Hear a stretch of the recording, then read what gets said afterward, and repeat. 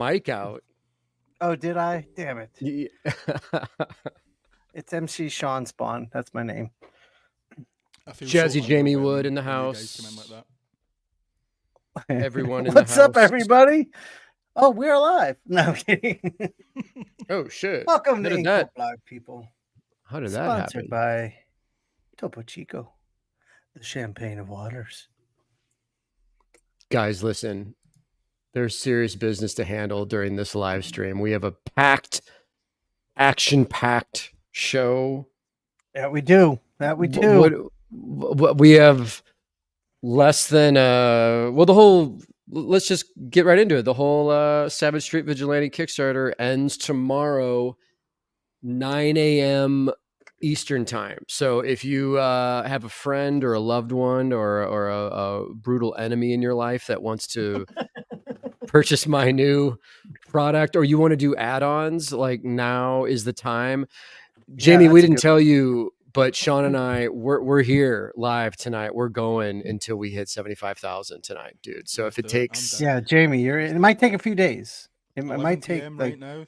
I want to see the sunrise. I mean, tomorrow night I'll be serving trick or treaters from my studio door as we're doing the show. There's like a drive-up window at your studio. People just come up with their kids, and you're like, "Here's just the candy." Throwing microns out there. Here, kids. Here you go. Go draw. You're like, "Hey, support my buddy's Kickstarter. Hit this QR code." I'm giving out QR codes. That's what I'm giving out, Jim. Yeah. Yeah. Oh shit! We got a super chat from Sam. What up, Sam? Thanks so much, man.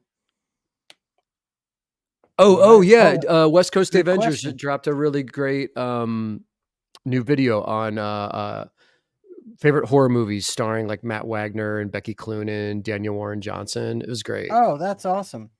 Thank you. Really cool stuff. Rocking the Kirby shirt. I need the energy tonight. Yes. All right. So Jim, what's your favorite horror movie? Oh man, I'm a The Shining type guy. I'm a John Carpenter's The First, classic Halloween, The Thing. The lists go on and on. It's kind of hard to. Yeah, it's hard to pick one, but I can pick one. I think The Thing is the masterpiece of horror cinema. It's my favorite. I can't say it's better than The Shining. You can't make that argument, but it's my favorite. Yeah, I feel you, dude. It's you can't beat the classics. You can't beat John Carpenter either. I saw that one as a kid, and it was the most horrifying, gruesome thing I'd ever seen.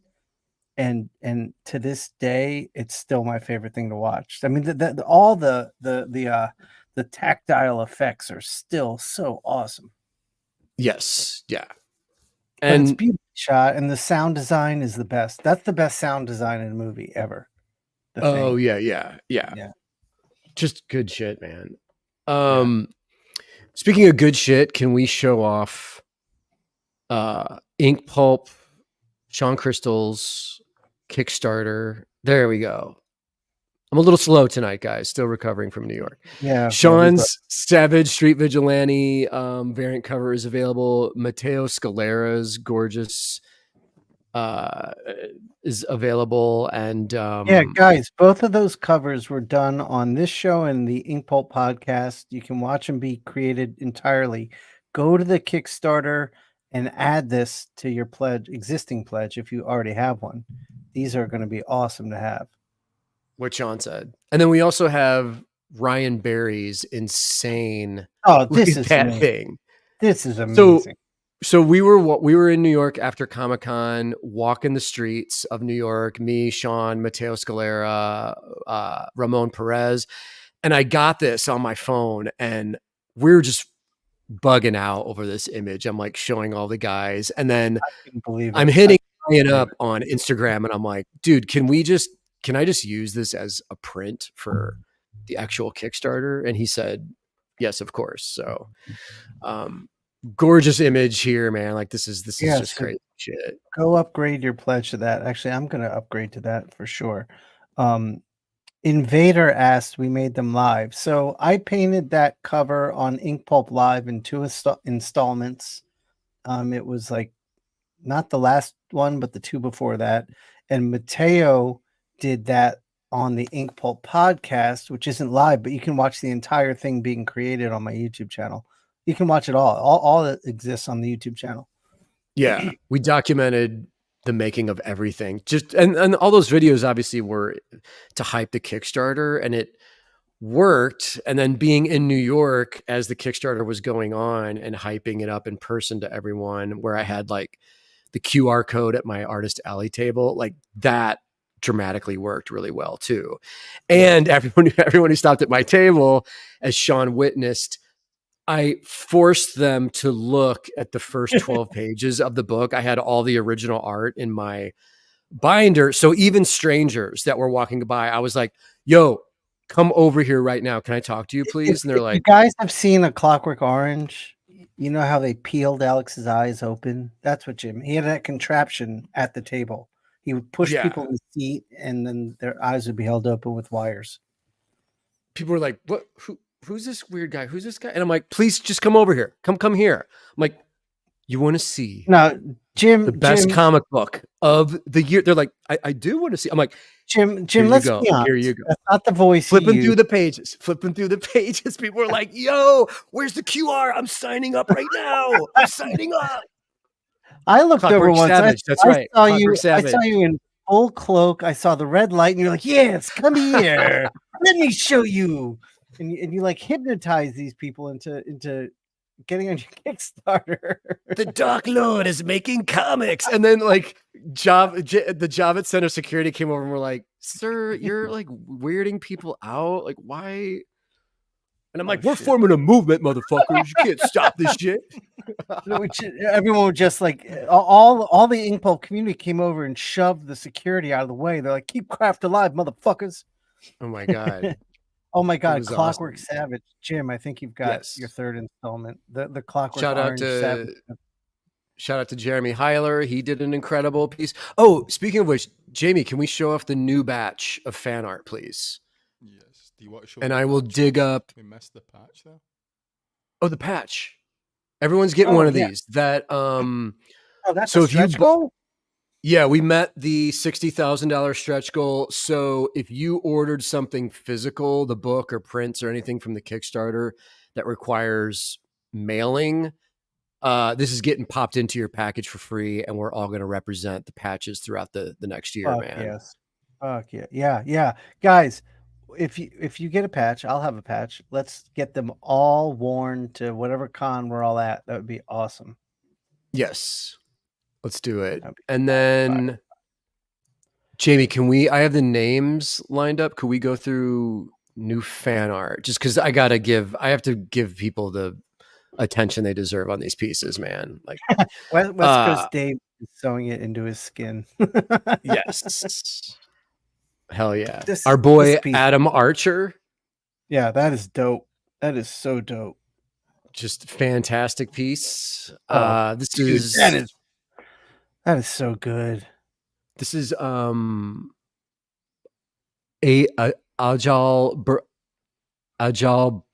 Burkirky. Sorry for mispronouncing. I have everyone's Instagram handles here, basically. What's the Instagram handle? Go back, Jamie. Go back. What's the Instagram handle on that? Do you know? Ajal Barbecue. AJALBURQUERQUE. Aja Albuquerque. No? Yeah. That's what that sounds like. Okay. Aja Albuquerque. Well, that piece is gorgeous. This piece is fucking bonkers too. I remember seeing this one. This is Cabby 1120. Super dope. Jim, you started a fucking movement. Oh, this piece is insane. So good. Alejandro Fuentes. Sean, he did the one we showed last episode. I know. I didn't know he did another one. It's Savage Street Vigilante riding on the demonic Garfield bat creature. Yeah, I remember that. Yeah, I can tell because his palette is fucking right up my alley. I love that shit. Look at that green and that purple. Oh, this one is crazy awesome. This McFarlane homage. This is so next level, man. This is CB_comics on Instagram. Yeah, that shit was dope. That's the full image. Just, I mean, what do you even say to this? Like, this is fucking crazy. I'm blown away. At what you started, Jim, what you've inspired so many people to do and what you've built, and the quality is fucking insane. Oh, I haven't seen this one. This is Chernobyl on Instagram. Nice. Chernobyl. Nice. Love That's it. dope. I love that. Oh shit. I haven't seen this one either. CXS_creations. Dope. Kind of an old school punk flyer look on that one, yeah, right? totally. That's exactly kind of a Raymond Pettibone vibe. Yes. Yeah, it's like a Black Flag show. So great. Yeah. This is disco_triacle on Instagram. And I love this is more of like, the Girl Scouts kind of Savage Street Vigilante type vibe with the octopus and the skull. Yeah. So great, man. So good. Whoa. This is Happy Knuckles on Instagram. Really great. Crazy energy. Oh, Chris Barry's here and said, "That's mine. Thanks for the shout out. Thanks for doing it, Okay. Chris." Thank you, Chris.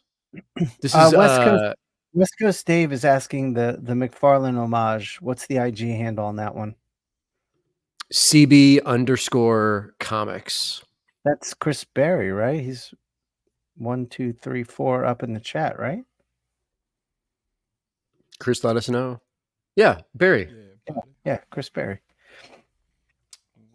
Yeah. So Dave, he's 4 above you in the chat. Give him some props. Jake _Bostain. Whoa. Really great. Dude, of the I love the cyborg super god who appears in the book. So good. So good. There's Jeremy Heiler. That's fucking awesome. Shit. That's dope. Oh, I love great. the face on the chainsaw. Yeah, so it's just so brutal. It's awesome.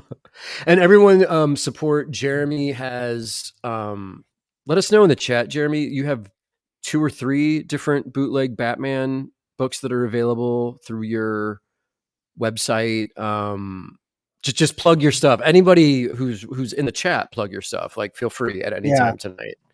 Definitely, guys. Definitely. One thing that came out of New York was we got a lot of personal thank yous for showing people's work on the channel. And it's awesome that we can do that we have this platform to help share people's work in, but it's even more awesome to meet the people and see the community. We got a really good picture of the Inkpulp community at New York Comic Con. After we show some shit, I'll see if Jamie can delete some images so I can send him our group photo, because it was awesome. Yes, most definitely, man. Oh, who is this? Pedro Banal Kazar .81 on Instagram. This is crazy. This is like a mad jester kind of. That's awesome. And dude, the gun, his gun is like a chainsaw gun. Yeah, it's so cool. It's just badass, man. Kevbot _ADV on Instagram with you dumb fuck, that bat can't do shit against a chainsaw. That's great. That's so good. Oh, this is my homegirl, Kiki.comics on Instagram. That's QUI.comics on Instagram. This is badass. Neil Allen art. As you can see, his name is actually on there. It's awesome. Great attitude. This is ridiculous. I mean, this could have been one of the variant covers for the campaign. Yeah, that one's awesome. Simon Mallet St. Pierre. Just amazing. Really great. Who's this? Oh, Skilkern. It's SKLCRN. Skilkern on Instagram. I love that you're in it. Yeah. Yeah. It's the shit. Oh, this is my boy. This is Oh Brian shit! Moss. Oh, Yeah. Brian did that. Nice. I haven't seen this Yeah. one yet. Strange Dope. Things Moss on Instagram, and also check out Brian's YouTube show, Power to the Panel. I think he literally live streams every single day of the week, and Does he he's just really? building this awesome community of independent artists and comic book makers. So, Brian Moss, we love you, dude. Thank you. Yeah, we should get him on here maybe one day. We definitely need to. Yeah, let's And do pick it. his brain. This is Steve Coffin. Steve is always Nice. in our live chat and is one of the most Yes. supportive, friendly dudes, and the perfect bazooka for your babe. I mean, come on. What else do you Dude, how you have so much fan art? This is insane. Wait, Jamie, go back to that real quick. Steve's piece real quick. There's like a little does acid send the wrong message? Like the little taglines. That's great. And this is our boy, Chris Pierce from Comic Tropes, my co-host of nice. Trash Movie Bonanza. He did this live. He was inking this on his live stream on Monday night and just finished it up. So excellent. And we just dropped our Halloween edition of Trash Movie Bonanza today. It's Chris and I reviewing Halloween 3 Season of the Witch with Rob Schraub, the legendary. Oh, you had Rob on the show. That's awesome. Yeah, he's our guest, man. It was great. I remember I watched that on HBO. It was like when it came on, and I think it was the first Halloween movie I saw. So I didn't know of this Michael Myers stuff. I watched it later, and I was like, wait, what does 3 have to do with this at all? But dude, I love that movie, and it's the cliche thing that everyone says about it is it's just its own standalone 80s horror movie. Like it shouldn't have Halloween in the title, but people judge it sometimes by it's like, well, it's the one without Michael Myers. Like, fuck that. Right. It's like, no. It's just a standalone, super weird movie with like warlocks and kids' faces being disintegrated by possessed masks. Like that's what I loved about it, because it came out at a time when we were all getting VHS machines, and this was all about technology is going to destroy us. And so like you had these like TVs, and this commercial came on and it clicked a chip in the mask and their face melted. It was awesome. Yes. Yeah. So that's on YouTube. Check that out. I would recommend checking that out tomorrow on actual Halloween. Yeah, that's a good idea. That's it for Pimpage. And if you guys don't mind, like I said, just spread the word. We're in our last evening of the campaign. It's like it's over. October's over, and I did a Kickstarter, and it really went very well thanks to all of you out there watching. Like I couldn't have done it without you. Couldn't have done it without Sean, Jamie, Roston Meyer, Justin Stewart, all my variant cover artists, Scotty Young, Mike Huddleston, Jim Rugg, Matteo Scalera. Like there's so many other people to name, but like it was a group effort, man. I learned a lot, Sean. Like I learned a lot. Dude, we have to do a podcast to recap what you've learned. It seems like a lot of we did one with Andrew McLean today, and we spent probably great % of it talking about Kickstarter. Like, I think like everyone's going there, and we can use these platforms to spread like knowledge and information on that. I think that was great. Yeah. And hey, Jonathan Lopez, what up, brother? 13 tunes in the house. Thank you for the joints, Jonathan. Oh yeah, that dude hooked us up in New York. That was awesome. He always does. That's my man. Sean, do you want to? Yes, it's my turn to pick some stuff. Yes. All right. Yes. Okay. So today, everybody, loosen up. Today, it's been, I want to say 6 years since I've been on the shelf in the comic shop, but today, King Spawn number 39 comes out with my hand-painted cover. Now, this is a nice metallic sheen Giclée print, and I'm going to paint a Spawn remark on it on the show tonight. And This is up for auction. So, Jamie, I need you to do your magic and keep track of things. I'm going to start the bidding at $30 for this guy. So I'm going love to it. do a full remark so you guys can watch me as I go. But that's out today. Please get the comic. I want to show McFarlane Productions the power of the Inkpulp community in supporting this cover. That looks And I've got a beautiful, lot dude. more. Thank you. And it's Dude, did they hand-painted. send you? Do you have comps of the book yet, or are they on their way? Not yet. They should be on their way. Thomas asked for my address, and I should be getting Okay. them any day now. I hope. I need to see if my comic shop has one because I definitely need one for my collection, man. I mean, I got you. When I get my comps, I got you. I got to have one. I got to have one. I Sean? need that Inkpulp. First bid already from the chat. Oh, shit. Dave. Oh, Dave shit, throwing Dave. down. Dave. Thank you, Dave. Dave throwing down. Yeah. I better get painting. I need to get painting. Jamie, I sent you the picture of the Inkpulp photo from New York. At your leisure, if you can pull it up, that'd be great. We'll get painting. Ray Dillon, thank you so much. There it is. Guys, this is the power of the Inkpulp community. We did a Sunday afternoon shoot. Every con, we're going to do this, that either Jim and I are at together, Mateo and I are at together, the three of us, Ramon and I, we'll always do this. But if you look closely, you'll see Humberto Ramos is in that picture. You'll see Jonathan Glappy and Daniel Enriquez, who are artists and writers on the Spawn team. You'll see Alexander Lozano in the back, who's a cover artist for Marvel and DC.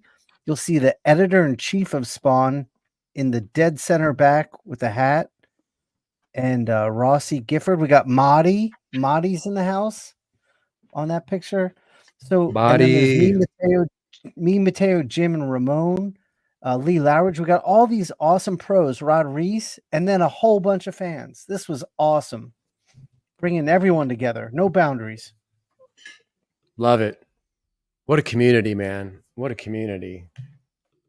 I'm switching my camera over just so I can now that Dave is up the ante to $100, I gotta get going. I gotta make this shine, baby. Messing around with some stuff. Speaking of Marty, here's couple pins. He hooked us up with some buttons. Check out his superhero line of books, all independently made out of New York City. Our boy Tiago hooked us up with some sexy Devil Girl stickers. Check that out. That's awesome. Nice. I don't think Tiago gave me any Devil Girl stickers, damn it. What else do I have? Is that handsome guy on your desk there, Jim? Right here? Oops. Good. This is your. I need to finish your birthday card tonight. I got to put some stuff under here. Oh, I got to cover that girl's boobs. I forgot that. Go off me for a minute, dude. Go off me. Off my. Yeah. Covered. Her nipples are covered. You're good. She's got pasties. Okay, you can come back, Jamie. But dude, Jamie, look at the added. There's added detail. There's added. Dude, that looks so cool, man. It looks so sick. Thank you. Another piece from our boy Marty. Clash of the Superverse. We're gonna have Marty on the show for sure. Marty's a beast. Oh, and since I'm showing stuff off, here's the original of Sean's cover. Oh yeah, I gave that to Jim in New York. That's right. Look at how gorgeous that is. That's getting framed. That's going up in the studio. Oh, thanks, buddy. And then I got the little Matteo Scalera original art. Look at that guy. Yeah, that's a prize right there. And then mailed to me straight from Canada, Troy Nixie original art. Look at that. Oh shit! I didn't see that. That's awesome. What are you doing with that, man? Well, he sent it to me after the campaign was all up. So here's the deal, you guys. This is what I'm thinking.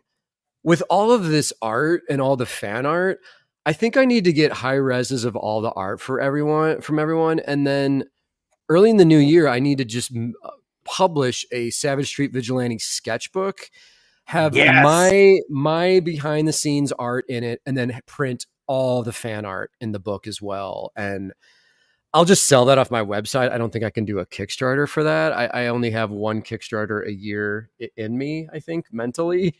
So, Yeah. but that's something that I can sell directly to you guys through my site and at my table at conventions. That's a great idea. That's a great idea. But there's just so much gorgeous art that's come in that, it's a no-brainer to. We had a couple of messages there that I wanted to call attention to. We had Dotson 510 saying just pledged, can't wait. And then we had Michael Pitcher saying, is it still going? So if you just wanted to push people to the right direction. Yeah, it's still going. Yeah. Link do we have the link? It's in the description, but I'll put it in the chat right now. Please put that in the chat, dude. Also, guys, if you were at New York Comic Con, this is my NYCC exclusive for the new book Void Silver, published by Bad Egg. So this was a New York exclusive I did, but it printed out really, really awesome. So cool, man. Yeah, that does. Psychedelic space cat.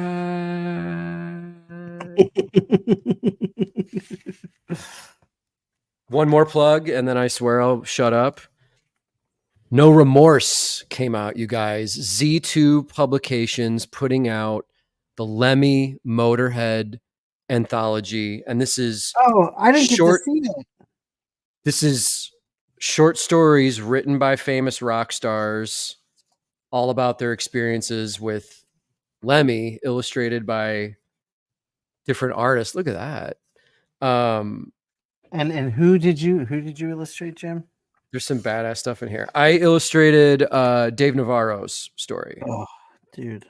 That's so amazing. That is, bear with me.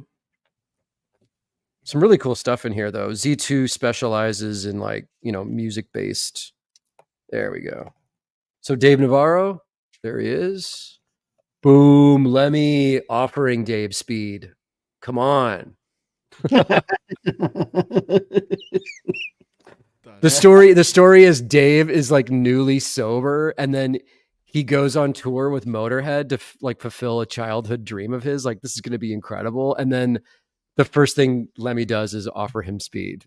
And Dave's like, "No, man, I can't do it." But it's all about the power of them rocking out together on stage is better than drugs. So it's you could say that's kind of a cheesy thing, but it's also well, no, fuck it. No, it's awesome. Empowering. It's empowering. He the power of rock trumps any kind of, chemicals or whatever. You're on stage with Lemmy. I mean, so yeah, No Remorse. That's history. You can pick that up on the Z2 Comics website. Look at all this stuff, Sean. Sean, look at this. Look at all this stuff. Dude, I've got a pile of shit I'm going to show from New York at the end of the show because it's so much. Okay. I have so much to show. But we're doing it at the end or we're doing it now? Why don't we doodle for a while and talk about New York, and then Let's do that. You need to show your New York stuff off, and then I have to do Mailbag because we didn't get to Mailbag on our last episode with Jake Parker, and I have a bunch of stuff to open and show off, and then I also want to preview and announce my next Kickstarter project already. We're ready to announce the next project. You didn't tell me this. I know nothing of this. It's a surprise for everyone, Sean. Wow, this is breaking news, man. I should have prepared you. This is just me being unorganized. I didn't know. Sean didn't know. I feel like I'm an exclusive club now. Wait, you know Jamie and I don't know? I've seen it all, dude. I'm there. What? Jim? I had to send him the images for. You already have images? Sean, he just sent me the images and just said, I'm just sending you this because I like you way more than Sean and I trust you way more than Sean. Exactly. So I was like, thank you for your honesty, Jamie. Oh shit. Yeah. Is Inkpulp breaking up just as we're getting going? No, we're not breaking up, Jim. but you're in the doghouse, so you just I gotta earn your way out of it. I get excited about these new projects, and then I just jump the gun, I guess. Sean, you had a Sean, did question you? Sorry, I was just going to read that, Jamie. The Chris Berry question. That's the one. What? Sean, Which did you one? sell the other Oh. Spawn cover yet? You showed on the last show. No, I haven't sold any of the original Spawn covers yet. No, I have not. I have it if you guys want to see it. I have both originals I can pull up on the show today if you guys want to see them. That's easy to do. They did get a lot of attention at New York. Yeah, they were great.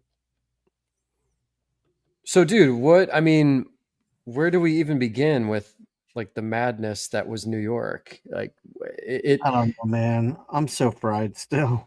Yeah. Well, I'll tell you where we begin. Shit, I'm gonna have to send Jamie more photos.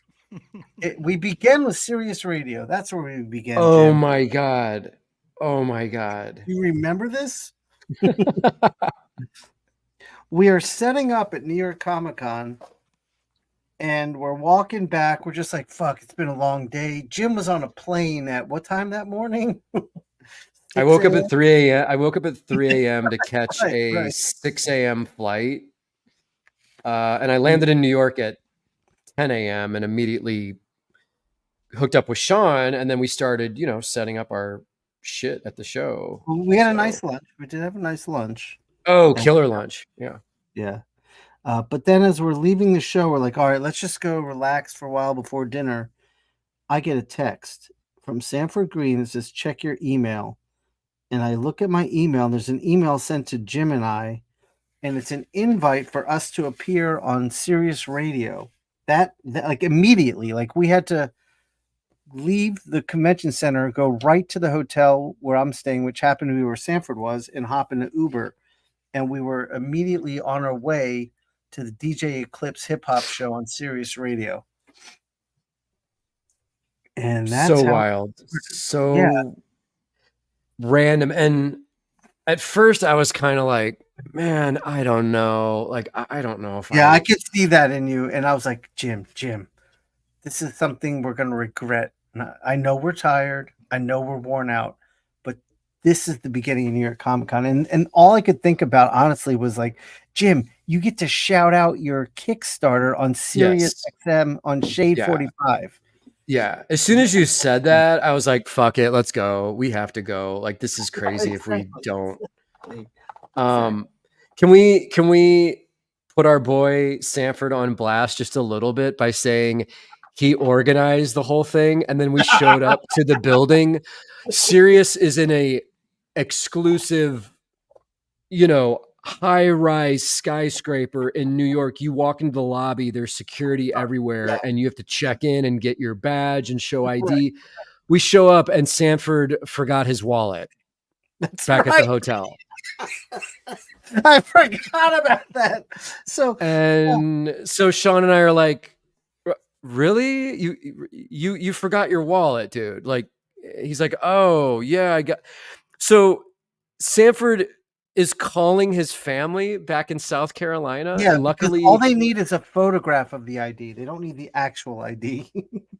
And Sanford he had his passport in his studio, and his son went into his studio and shot photos of his passport, and security was cool enough to let him use that. And we all got in. So, it was just funny though, that he was so hyped and about it. And then we got there and was like, oh, I don't have any of my shit that I need.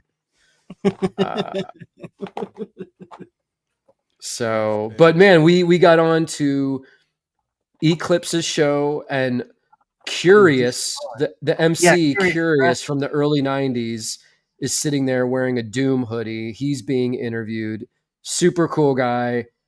Yeah. Eventually, kind of Curious. So great. And, he was old school homies with MF Doom and worked on many projects with him. Yeah, well, his new album that he just put out, he did Doom executive produced his new album, and they finished it in 2019, and Doom was fine tuning it when he passed away. So they finally got it done and just put it out like a couple weeks ago. Yes. Yeah. I still need to listen to the whole thing, man. I still need to like bump it in studio. Yeah, I've listened to it. You can hear Doom, like you can hear his influence on it for sure. That's But they awesome. were old homies, yeah. They were old homies. So we got to pimp our shit on Eclipse's show. And then after everyone's super cool to us. After the show, Eclipse is like, do you guys want to go on Destroy's show, which is the more mainstream show? And it's happening live right now. Right. So the Eclipse was recorded. Yeah. So we go down the hall, and then Destroy is also a comic book fan. Should have mentioned that Eclipse is a legit comic book. Oh, he's a legit collector. Yeah, yeah. And he showed up at Comic-Con, and me and Sean both gave him a bunch of free stuff. We're buddies now. Like, he's a really good dude. And we're going back. And then we get on Destroy's show, and then we're just, fully hyping all of our stuff again for free on Sirius. So it was not what I was expecting to happen at all on the first day. It was mad. So yeah, it was awesome. And Gorilla Nems was in the Destroy showroom, which was awesome. Yes, I'm a fan of him too. Yeah, he's hilarious. Yeah, I mean, we didn't get out of there till like 9 o'clock. Like, I think we showed up there at 5, and we got out. Yeah. So, and I was a party pooper because I had slept for like 4 hours all day, and I just Sanford and them were trying to make dinner plans, and I just looked at Sean. I was like, dude, I'm going to my hotel. I'm going to bed. Good night, everybody. Like, I'm done. I fully I don't used. blame you. I get it. I totally got it. I promised Mateo I'd wait for him because he was landing around 8 o'clock and wouldn't get to the hotel till about 9. So I got to the hotel, and Mateo's texting me he's on the way. So I waited for him, and we went and got dinner. But I was exhausted, man. I was fucking wiped. Yeah, and every day at the show, just I talk for 9 hours straight at the show for 4 days in a row, which I don't do that in my everyday life. My everyday life, I'm usually just alone in studio, and I see friends or whatever, like, a couple times a week and go out for lunch or dinner. So being at a big show like New York is like the opposite of my normal life. And it is draining, man. It's exciting, but it's also like, holy shit, man, this is a lot of people. Mateo and I talked about that today because this was the first show where we tried Jim's approach of not doing commissions, but just talking to like people all day and standing, and it's fucking exhausting, man. Yeah. And but I will say this, it was perfect timing to have a Kickstarter going while I was at a major convention. And I was joking earlier, but I sort of wasn't joking. Like, I really did make everyone who came to my table, I basically forced every single person to look at the original art for Savage Street Vigilante. And I gave them all a flyer with the QR code to the campaign. And most people, opened the QR on their phone and were like, cool, dude, I'm going to bookmark it. I'm going to support the campaign. Looks awesome. But I was basically just like a crazy person, man. I was just, I was like, we got one shot at this, you guys. We got one shot at the Kickstarter campaign. To the point where after the convention was over and Sean and Mateo agreed that I could use their images for variant covers, we're walking through the streets of Manhattan. I'm texting Justin Stewart, my homeboy and my designer, can you format Mateo and Sean's covers for prints for the Kickstarter, just so we can do cover mock-ups? So I'm shoving my phone in Sean and Mateo's faces as they're walking down the street. Like, does this look good? Do you approve of this? And they're like, Jesus Christ, dude. Yeah. It's like, I'm like, no, it doesn't stop, you guys. It just doesn't stop. Like, I have to. I know, but I respect that, dude. I know exactly where you're coming from. And I'll be doing the same thing when I have a Kickstarter. But I love that about you. I love that, you're just so passionate about this, and you're going to make it work. Like, it's not an option when you do something for it to not work. You just make it work. And yeah. Thank you. It does make you turn into something else. I mean, it made me turn into something else where it's like, oh, my full hustler mode is now coming out. When you're living off of your own comics and self-publishing, you just have to. Yeah. But you guys, and Jamie, I guess if you don't mind queuing up the new images, don't show them yet. But I guess one big thing, I'm trying to keep all my thoughts straight with my notes and stuff here. But so you guys, I mean, my dream goal of all of this is basically coming true, which is I just want to write and draw my own comics and sell them directly to you guys. And so after the success of this campaign, I've formulated a plan, which is I want to do one new book of Defective Comics Presents every year as a Kickstarter. So awesome. Book 2 is going to happen. It's already lined up.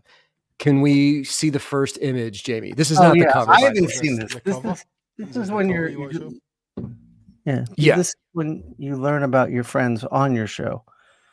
You ready? Yeah, yes. Show. Oh shit, dude! Jimmahfood's Defective Comics presents the Arachnid Enforcer. I love it. I love it. This is just a rough sketch of the character from my sketchbook. This is not his final design. This is probably a little too on model. But the idea is this will be I want to go for October again next year. And it's going to be like a Spidey themed Halloween one-shot special. Not so if music is the inspiration, like Savage Street Vigilantes, like my metal punk thrash record, Arachnid Enforcer is like my hip hop funk jazz record. Yes. So it's a bit funnier, it's a bit jazzier. It's inspired by New York and Spidey. It's inspired by the real shit. And Jamie, if you don't mind, we can just go through the sketches real quick. These are just sketchbook ideas. These are just sketchbook getting the tone of things and the attitude. Jim, when did you do all these? After New York? No, just over the last year, just in my morning sketchbook. I've seen a lot of these. Okay. I didn't realize it was. These are awesome. This is going to be awesome. Black cat, give me that booty, girl. I was laughing at that so much. Yes. Oh, I know my Marble Tails. Yeah. Now that we got Black Cat's big booty, I know what I'm doing. So, there's a famous redhead in the mythology of Spider-Man. So I have my oh yeah, we talked character. About this. We talked about I have my redhead character. So these are just attitude. I mean, obviously a lot of this is too on model to be parody. So, but again, just the tone, the attitude. This is what I want to do. This is the next one shot in the Defective Comics Presents lineup. But it's going to be awesome. I'm excited about it. Just wanted to announce it here first and let you guys know what's up, what to expect. That's awesome. So good, man. I can't wait. There we go. By the way, we had one question when you guys were talking about the radio show stuff. Is that available to listen to, like, now? Yes. DJ Eclipse put it on his Mixcloud channel. I just don't have a link, but if you Google DJ Eclipse Mixcloud, it'll be on there. It was Sunday, October. What was the Sunday of the con? Or it came out Tuesday on his Mixcloud. The Tuesday after the con. Oh, that's right. Shit, what day did we? Oh, the 22nd. Yeah, something like that. October Getting a lot 22nd. of love in the chat, Jim, on the new book. Oh, good. Oh yeah, hell yeah. And real quick, guys, Jamie, can I get the camera? Mm-hmm. You might So want to move your camera up a bit, by the way, Sean. What's that? Just when you were drawing, it was very near the top. I was going to say. All right, move it up a little bit. I'll move my camera a little bit. I'm doing the remark on this metallic spawn print, and it's up for bids. I think West Coast Dave has the high bid right now at 100, right? Yep. I'm going to do a full painting here of Spawn. It's going to be awesome. So if you're liking it and want to bid on it, the bid is at 100 right now. So you got to make it higher than that. Let's go for it, people. Let's show some love. Show some love. So since October is my favorite month and it's New York Comic Con, and that's going to hopefully be my Kickstarter month moving forward each year. Awesome. Great. I do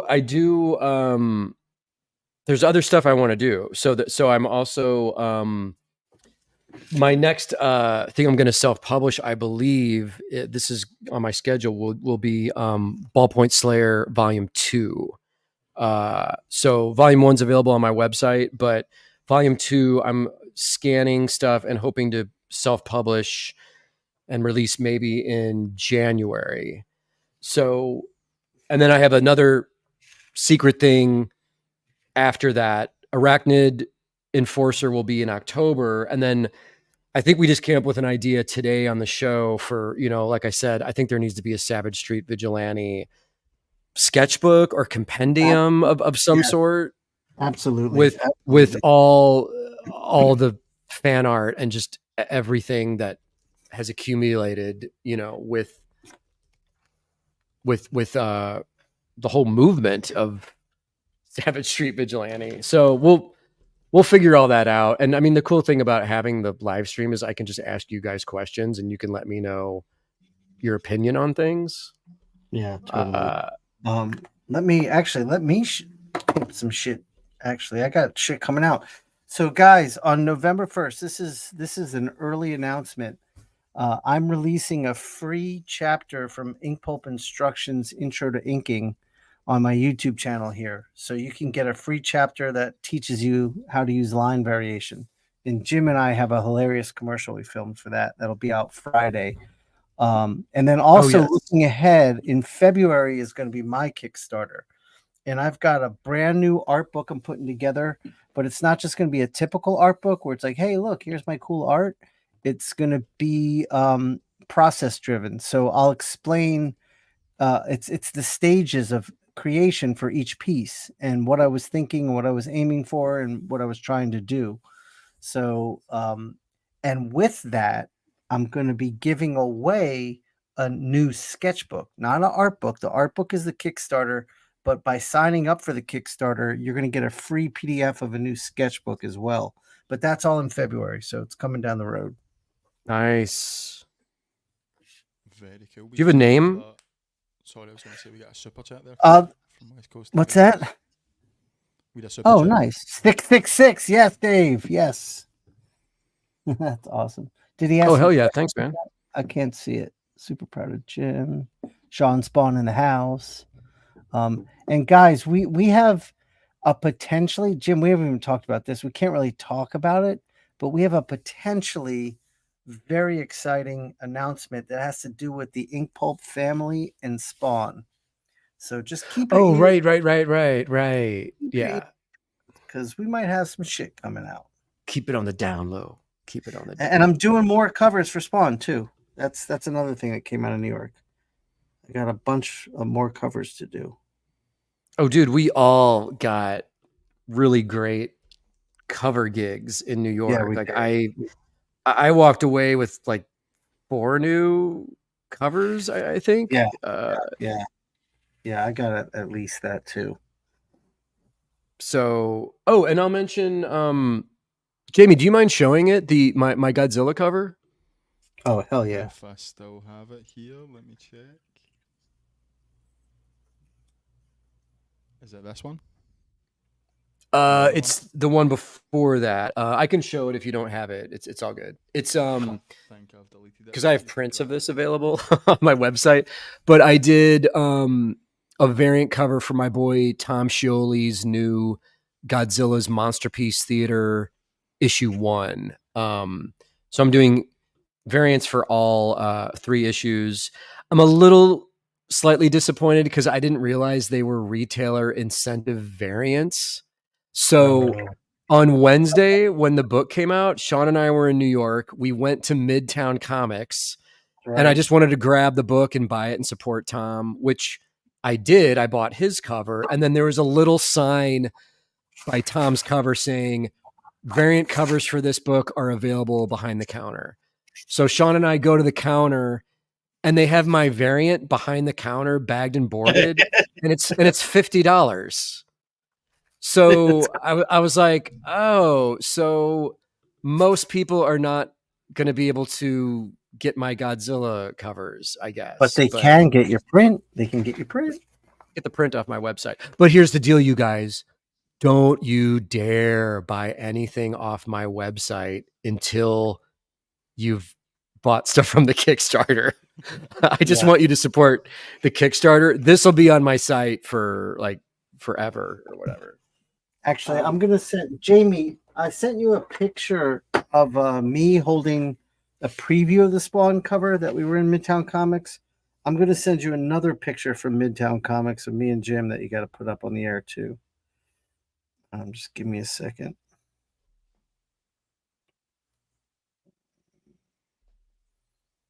Got some Halloween ballpoint going on in the sketchbook these days.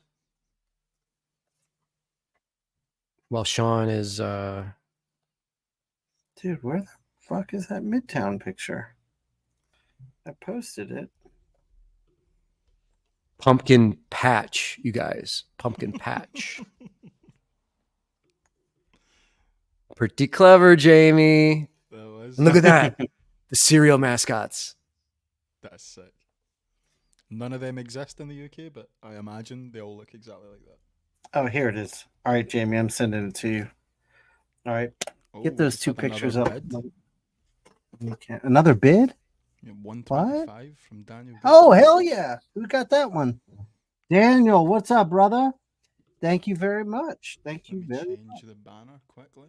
It's coming along good. I'm going to add a lot more color to it, so it's going to pop. It's going to pop, pop, pop. That's what she said, Sean.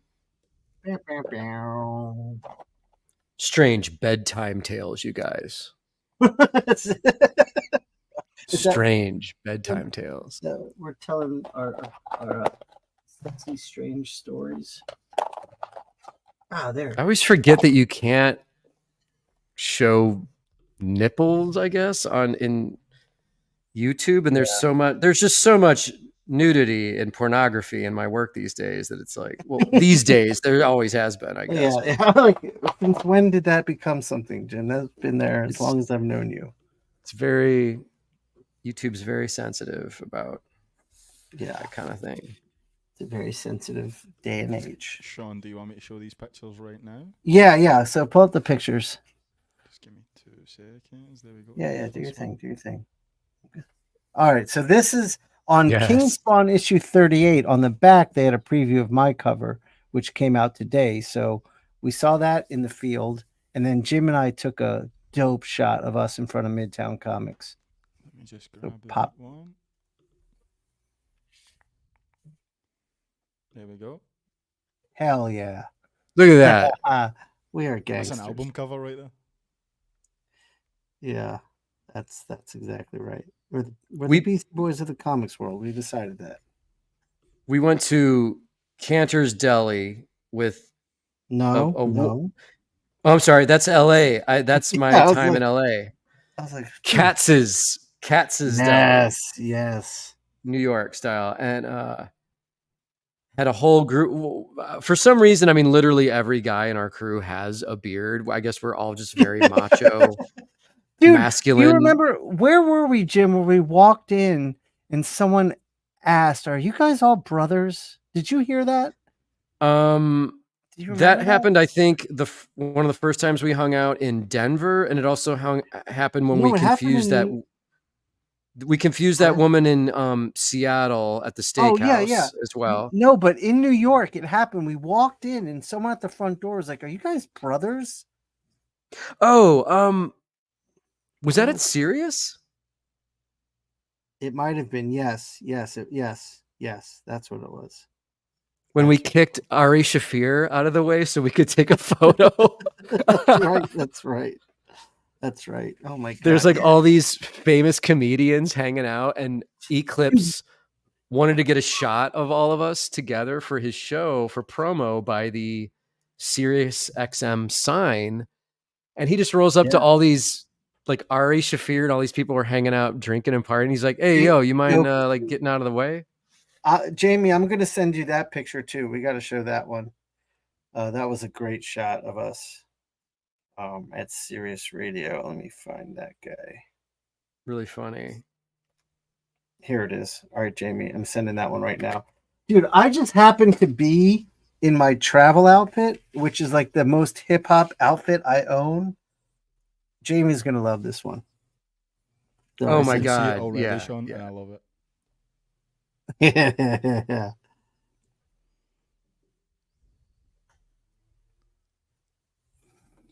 Yeah, baby. Oh, and Sean, my crazy meeting with Gary V. Oh, yeah, we got to talk about that. I was telling Steph about that last night. Dude, what the fuck, man? Jamie, did you hear about this? I didn't. What happened? Jim is like, I see him like with all his portfolios scrambling. I was like, where are you going? He's like, some guy named Gary V wants to meet me. I was like, Gary V? Jamie, you know who he is, right? Yeah. Yeah. Does everyone know who Gary? Everyone knows who Gary V is from V Friends, and you know he's like the most successful guy on social media.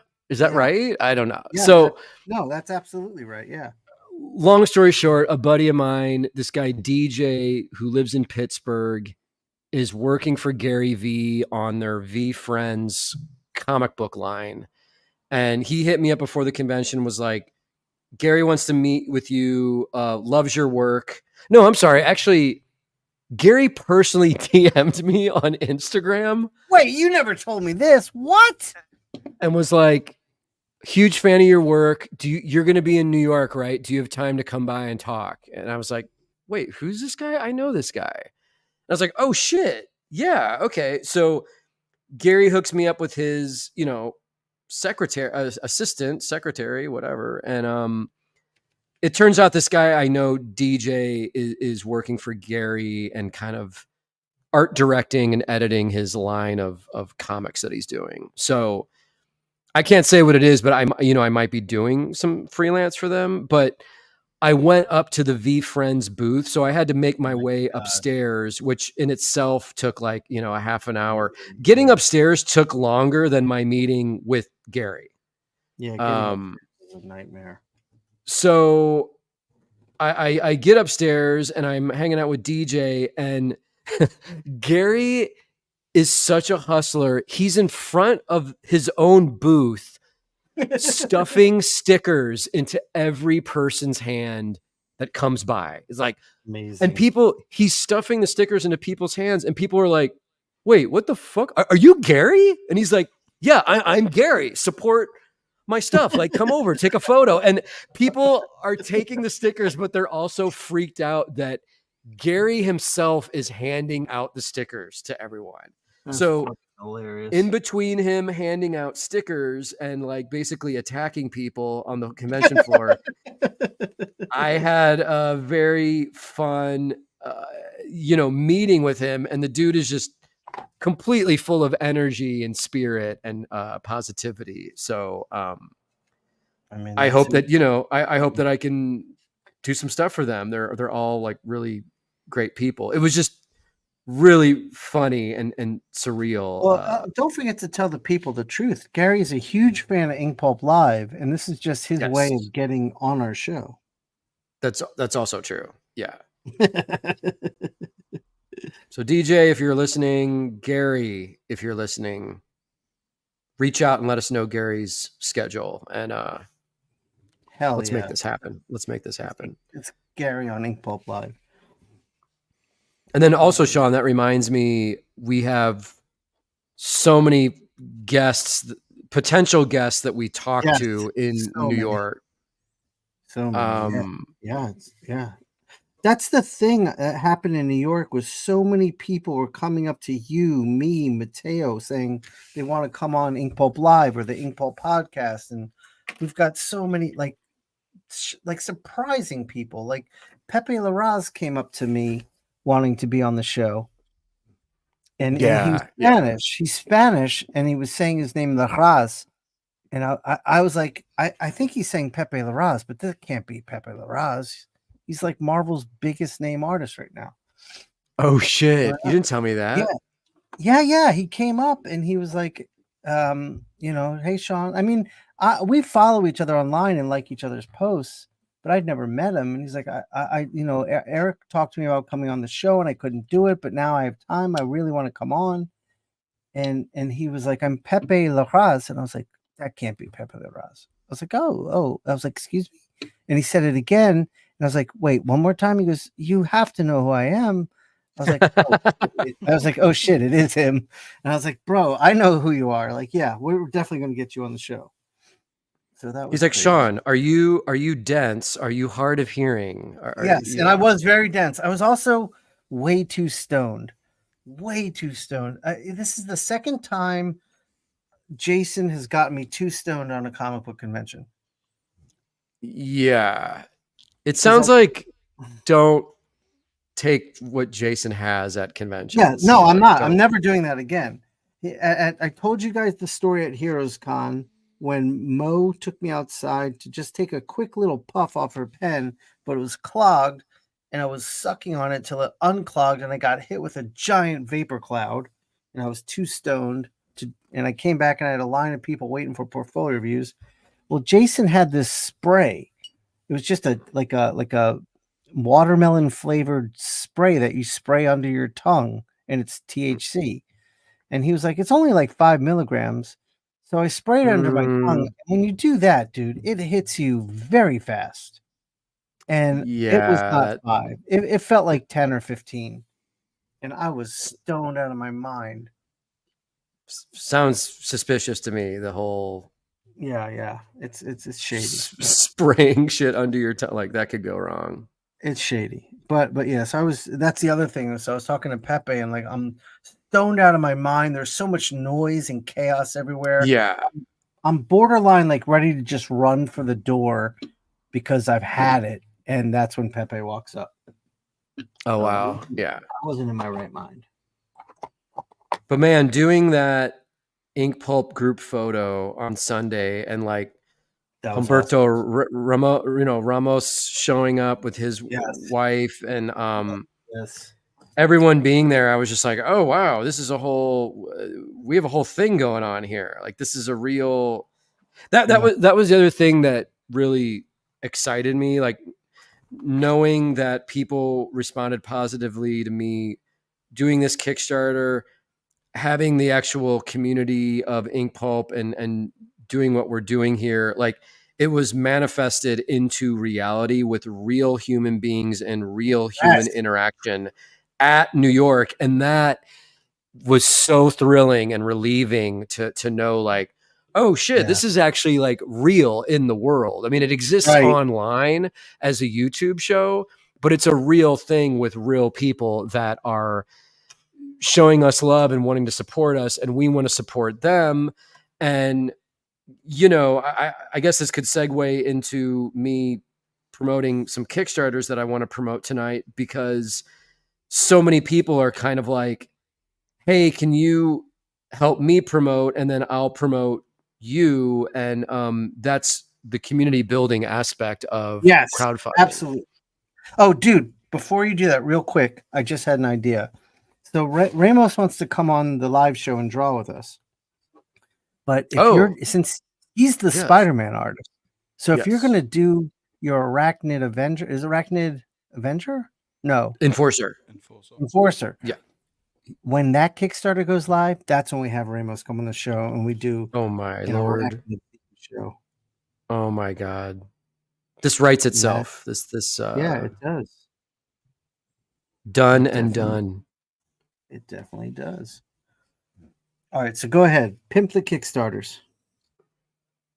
Are we ready, Jamie? Can you just show Do you want me to just scroll through them? could you just show the home pages of the links I sent you? Is that cool? Yeah, let me just get them ready quickly. I might have to look up some info here. There's a lot of Just shit to do. 2 seconds, guys. All right, well, give me the camera while you're doing that, Jamie. So guys, it's coming along here. I can show you. I'm getting the blue lighting, rim lighting on Spawn. I'm gonna get his eye lit up. I'm gonna do some cool background colors. We're rocking and rolling here. So we're the current high bid is what, 125? Is that where we are? I think so. Right now.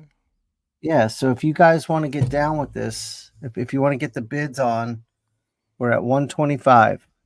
So bid higher, and this could be yours. This awesome metallic. I got to tell you, this print quality of the print alone, aside from the remark I'm doing, is insane.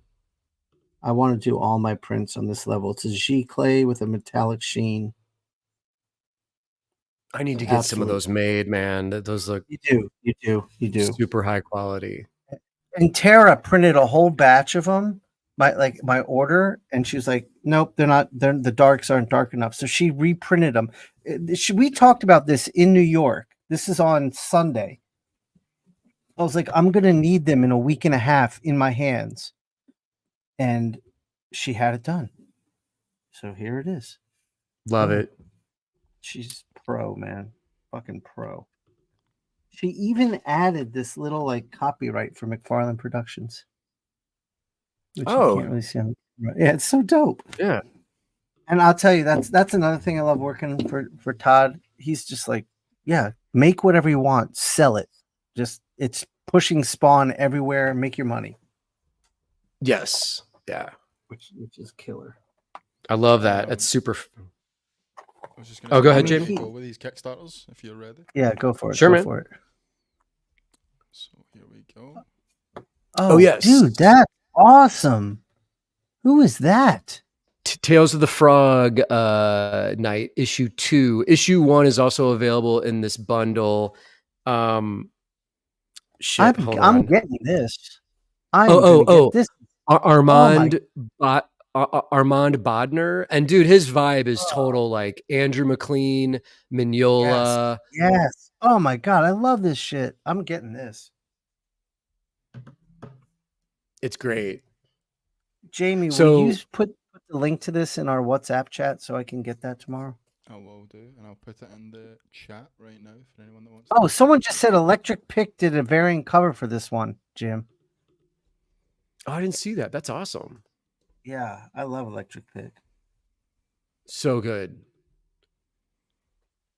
But yeah, man, he just reached out to me and we became friends online, and then, just kind of swapped promoting each other's Kickstarters, and it's just super solid work. If you love great drawing and good comics, why would you not support this? And like I said, you order issue 2 and then you do issue 1 as a add-on, as an option.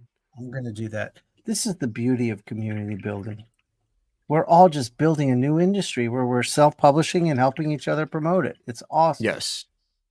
All right, somebody's already read the first issue of Frog Night and says they like it.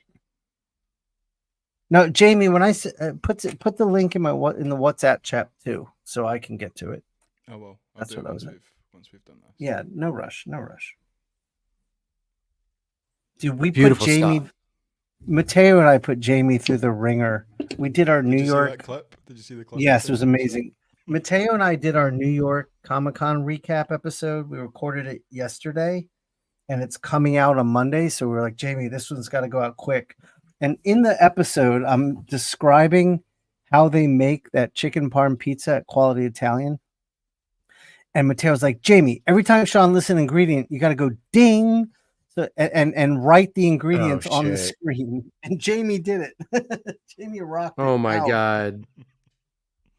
I sent Jamie 20 different emails just for tonight's show with all this information to the point where I don't even know what I sent him. I'm confused, Jamie. So thank you for going above and beyond for us, bro. I appreciate it. I try my best. And also, man, I didn't tell you about your work on the new Trash Movie Bonanza, the Rob Schraub episode up on YouTube right now, you guys, is great. The editing and the cutting, it's really well done, man. Thank you again. Jamie's on it, man. The commercials we recorded in the past week have been some of the best. So the great. one I did for the Inkpulp instruction ad with me punching the air. That was funny. I was laughing at that one. Oh, Jamie. Jim, Mateo and I wore our new Kung Fu flannel jackets on the show that we got. Oh, yeah. And you know how Mateo does the bye-bye?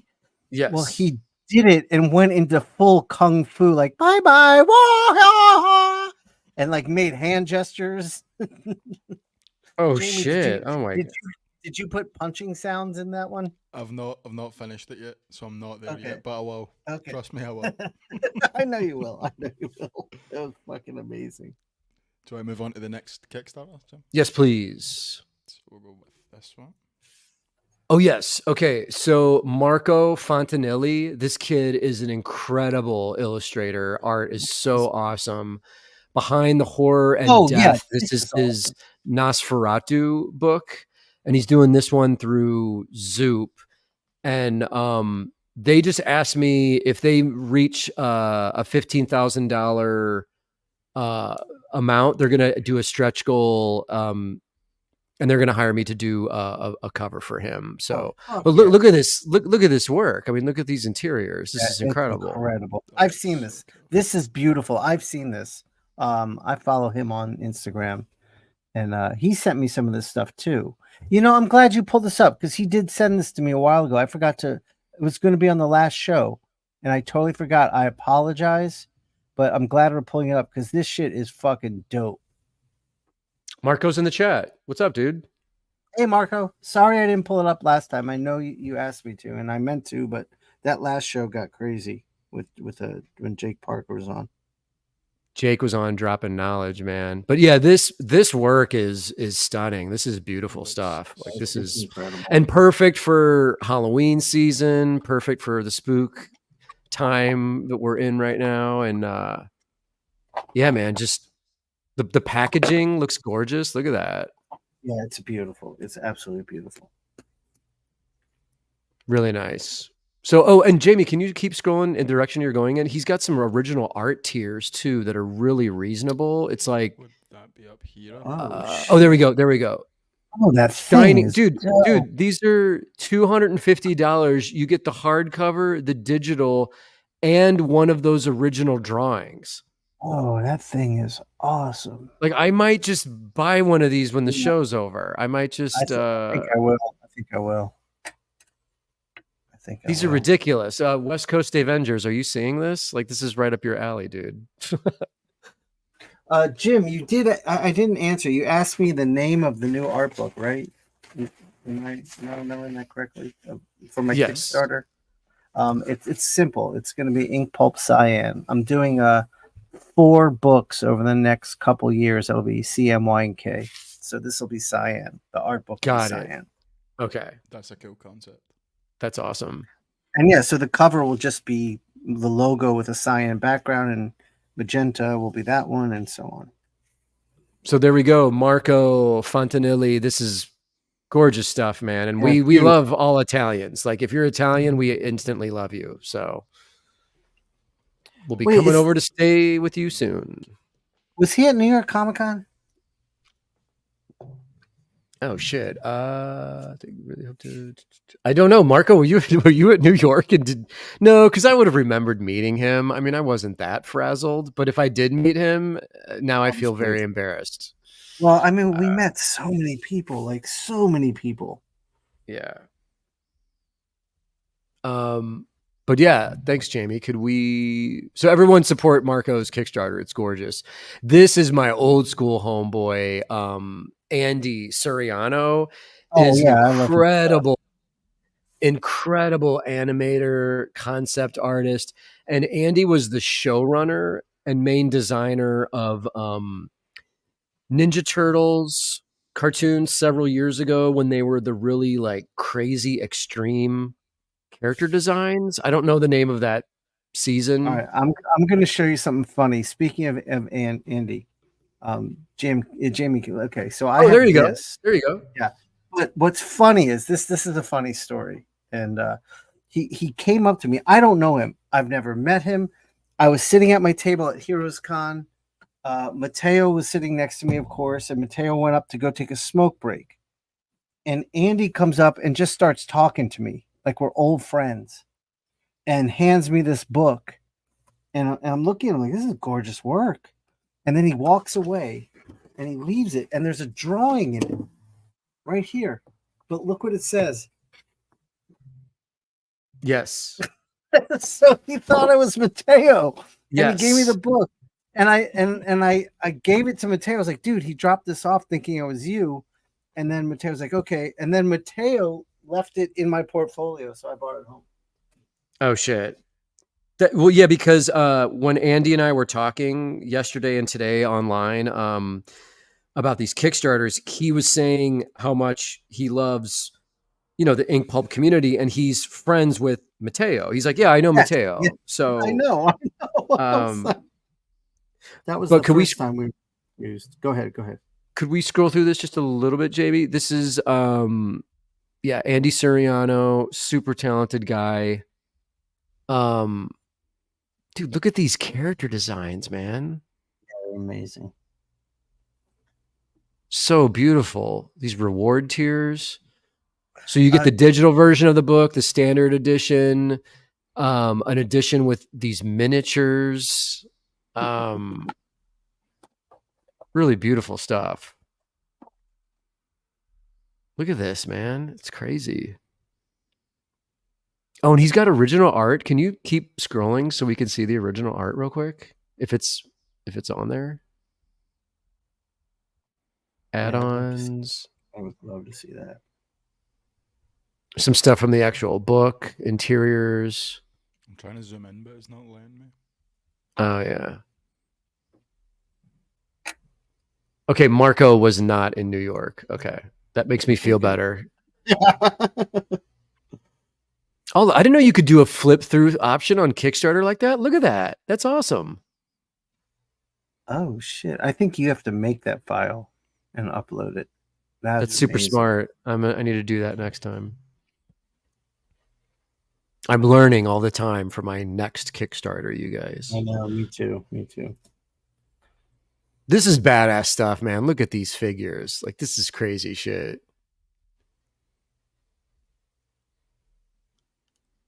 So yeah, Andy, just a powerhouse of raw talent. Really cool stuff, man. Shall we move on? Cool. And then the last one is our homeboys, our family members, Mike Huddleston, Mike Del Mundo, Jonathan Hickman, 3 Worlds, 3 Moons, just launched today. These guys are offering just a gorgeous smorgasbord of material. Like, look at the design on these volumes, man. That's crazy. So there's the books.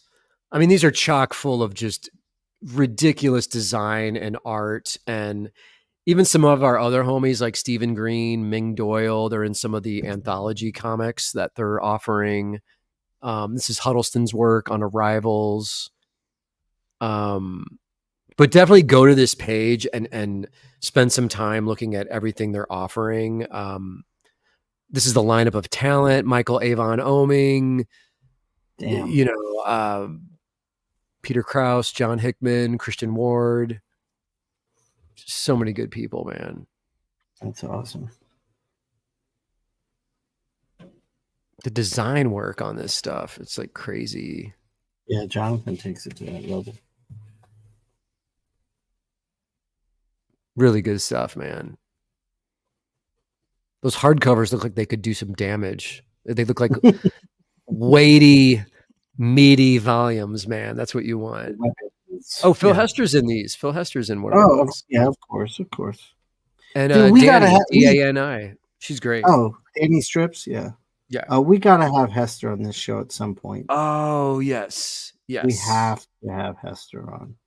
Yeah. Phil's an old friend, man. I love him. Good dude. He helped us all get started. He taught me so much. I was gonna be. He's like the uncle to a lot of us. A lot of us. I was gonna be back in like 2004, I think it was. Phil's asked me to do a graphic novel with him. Warren Ellis was writing. Phil was going to do the layouts, and I was going to do the finishes. And it was so hype. Oh, damn! But it never happened. And it was the idea was Men in Black, but for monsters, not aliens.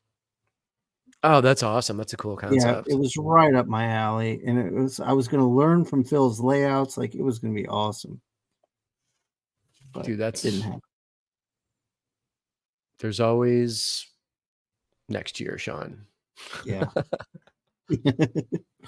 I mean, Sean, you've got tons of free time. Like, what, just all the time in the world.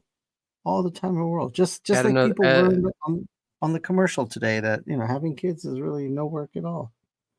But running a Kickstarter, on the other hand.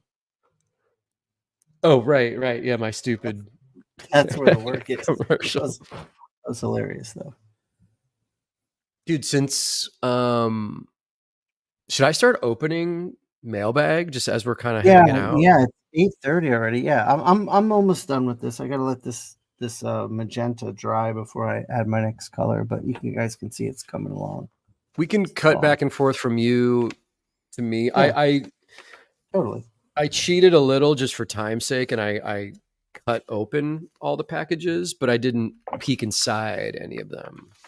All right, do your thing, man. Do your thing. This is. Oh, look at that. Jamie did double screen. That's interesting. From Canada. We know all these talented Canadian people. Yeah, there's a lot of them. Italians, Canadians, Brazilians. Fuck, man.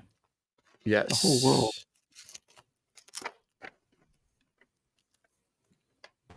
Wait, hold on. You guys can't hear me when I'm not on screen. Ace Strata asked, "Where do you bid?" You just bid in the chat. Oh yeah, Ace, you just bid in the chat. We're at 125 right now. Just drop a number in the chat right here, and we'll get you as the high bidder.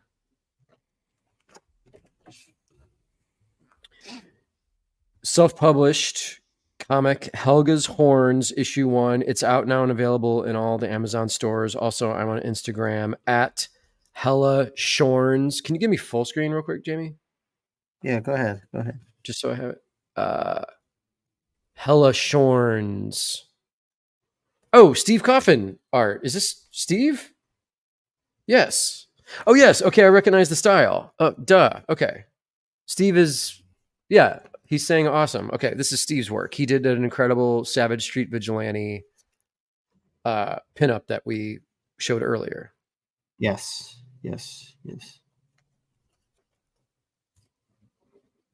Dude, this is awesome. Great printing. Super vibrant colors. Cool looking characters.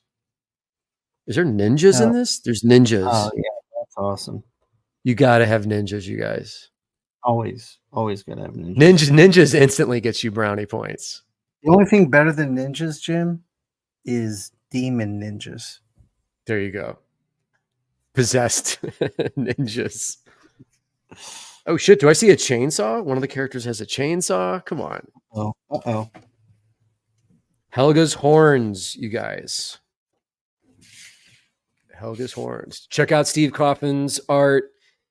Super talented dude and a very nice, supportive guy, a very good person who's always polite and supportive, and he fits the Canadian stereotype of like very polite, always courteous to me online, and just like a good person, Just before you, the world needs more good people.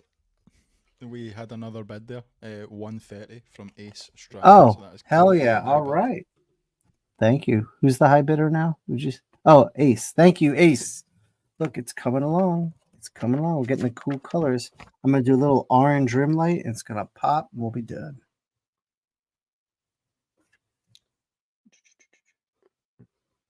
I'm just reading this. So,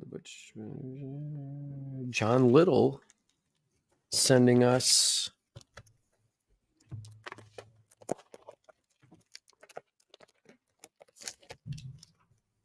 Oh, very smart, John. Can I get full screen, Jamie? Very smart, John. One for each of us. That's how you do it. Oh, nice. Yes, thank you. Because there's so many. Jim has so much shit that I want that I can't have. I didn't have room in my. This is a lame excuse, but I didn't have room in my. Oh, by the way, this is John's fouchois.substack.com. Check him out. But Okay. Sean, when you visit in March, man, for PlanetCon here in Kansas City, I guess we'll announce it here. Sean and I are both guests at the convention here. Yes. I have all this stuff that I need to give you that people have sent in. Okay. So yeah. Okay. That's great. That's great.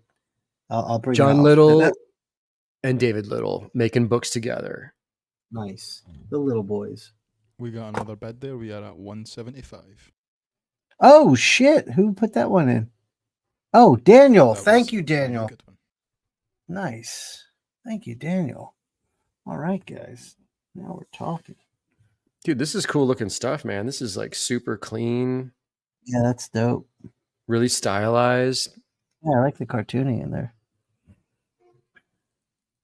Is this like a... No, okay. I was like, is this a Naruto kind of spoof type thing? But I don't think so. Yeah, this is cool, man. Love seeing solid black and white comics, you know. Look at that. Flaming skull skeleton character. Oh, yes. Always love a flaming skull. Oh my God. Jim. What? There's... Oh, Sean, are you seeing this? Can we show this on YouTube? I gotta look up. Oh my God. Is that a fleshlight? Some fleshlight? Should I be censoring this? That's amazing. That's Jim, that's the first fleshlight I've ever seen in a comic book, I think.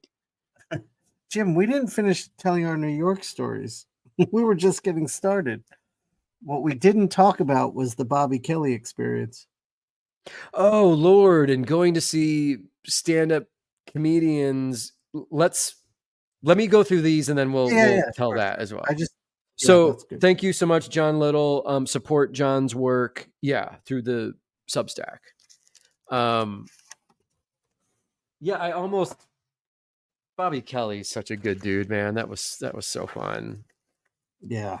Yeah. We'll tell that story when you're ready. Well, I guess we can just say it real quick. Like, we took Mateo out for his birthday on Monday. Well, yeah. Let me tell this story here, because I'm friends with Bobby Kelly. He's a famous comedian.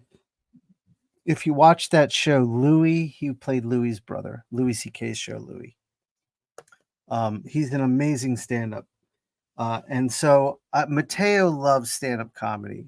Like MMA fighting and stand-up comedy are like Mateo's favorite things to go see. So it was Mateo's birthday on Monday. So it was like the best night I could design, because Jim knows I design our nights. I was like, the best night I could design for Mateo's birthday is to go to the Comedy Cellar, see Bobby Kelly front row, and Bobby Kelly roast the shit out of Mateo and all of us. And we meet some of the other comedians, because Bobby came up with and is friends with Jim Norton, Louis C.K., like all these famous comedians. And we'd be in the Comedy Cellar, which is like the birthplace of like big comedy stand-up in America. And so I was messaging with Bobby, and he was like, we kept talking, and he's like, 6 tickets is going to be kind of hard. Let me see what I can do. And I wasn't even asking for free tickets. I was just like, Bobby, I don't need free tickets. I just want to know if you'll be performing and if we can come see you. And then he said, text me on Thursday. So at the con on Thursday, I text him, and he's like, dude, you got 5 tickets for Tuesday at 7. I'll be on. Come see my show. And I was like, okay. So that got completely fucked up. But I'm definitely not gonna sleep on going to see Bobby. I was like, Jim and I will still be here. We have some tickets. We can invite some people. So I found out that day on the con floor that Mark Norman was performing Monday night at the New York Comedy Club. And so I got 4 tickets, and Jim, Ramon, Mateo, and I went into the New York Comedy Club that night and saw some live comedy. Then the next day they leave, and it was a great show, and they did roast us. They found out we were comic book artists and made fun of us for being nerds and all that good stuff. Yes. And so then the next night, like the Italians all leave, Jim and I are fried. We sit down to our last drink and snack at the hotel bar, and we ordered a charcuterie, which should have been quick, but it never came out, so we canceled it. And now I'm nervous we're going to be late for Bobby. He went out of his way to give me these tickets, and we're in traffic, but we get down there just in time. We invited Marty to join us, and front and center are 3 seats, and that's where they put Jim, me, and Marty. So, Jim, I'll let you take it from here. I just wanted to do the setup. Well, so here's the short kind of version, though. We went and saw stand-up comedy 2 nights in a row, which I personally thought was a little bit of overkill for the simple fact that we were sitting at the stage. We were at a fucking table at the stage, and 2 nights in a row, stand-up comedians just destroyed us in front of the whole club of people. Like, look at these guys. They have beards. They have glasses. What do you do? Oh, you draw comics. What do you do? And it was fun. I laughed my ass off, but it was also like, okay, I think for me, only one night is good. I need for this, but we had a blast. The comedians were great, and Bobby Kelly is a super good dude, and my face was sore from laughing at his set. He's amazing. Like, I was like uncomfortable afterwards in a really, really good way. And then we went to El Punto and had an incredible Italian meal. So last night we were in town, we really treated ourselves, and we brought gifts to Bobby, and he was so sweet to us afterwards. But when you're part of the show, that you have to know that you have to be a good sport when you're getting just eviscerated, you know? And we were laughing our asses off, but dude, he was going at us, you know, which I enjoy that. But he also said, like, right at the beginning of the show, he looked down and goes, I know this guy. And then he knew he could light us up safely. But then he said at the end of his show, he looked at me, he's like, meet me upstairs. So we went upstairs, we stepped outside, and we had a really good talk with Bobby out on the streets of New York. And I look up, and walking up to Bobby is his friend, Jim Norton, famous comedian, one of Mateo's favorites. So Jim walks up to Bobby, who's holding our prints, and it's like, what you got there? He goes, oh, these guys are comic book artists. And Jim turns to me and jimmahfood. He goes, you guys know Lewis Smalls? Now, Jim, I got to ask you this question. I have been trying to figure out with someone, I thought it was you. Who was this guy we used to see at Comic-Cons? He was a black dude, and he was an artist, and he was always surrounded by girls in bikinis at his table, and we could never figure out who it was. Was that me and you trying to figure that out? Does that ring a bell? Yeah. And then I realized that Ed Piskor and Jim Rugg had talked about that guy on Cartoonist Kayfabe. He's like he was a New York legend at conventions. Right. So when Jim Norton said, do you guys know Lewis Smalls? It triggered that memory. I was like, that's who that is. And so we were talking because he went to high school with Lewis Smalls. So we had a little conversation with Jim Norton that I was like, which was awesome. I was like, Mateo would have given his left leg to have had this happen. Oh man. It was I'm being melodramatic about it. It was a fantastic 2 nights. It was super fun, but it was funny that we did 2 nights in a row of literally sitting at the stage in the front where we were getting dunked on. 2 hours in a row, both nights, just getting destroyed by comedians for being nerds or being, I don't even know what it was, but it was cool. Yeah. So yeah. And then as we're walking away from Bobby, who walks right by but Louis C.K. the And master. had we have been talking to Bobby 2 minutes longer, we probably would have met Louis. Yeah, we didn't, but we saw him. So it was a crazy night. And then, then we went to Il Punto and had our final meal, which was incredible. Guys, check it out. The work of Tom Wallbank. These are badass black and white summer bides AZ and the Duerskin Beast. Look at that guy. That's awesome. Whoa, that's cool. Tom Wallbank. Thanks, buddy. Let's keep it going. Oh, and there was a comment. Steve Coffin is British, actually.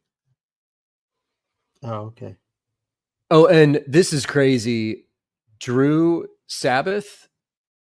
I met this kid at the DMV this week. What? So, Sean, like, you didn't tell me. We haven't spoken. What is going on?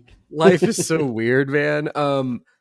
I'm still recovering from New York. I'm completely out of it. I'm tired. It's Monday afternoon. I'm in the DMV because I have to renew my car registration. And this dude is at the counter and he turns around and is walking back to his chair and he looks at me and he's like, "Are you Jim?"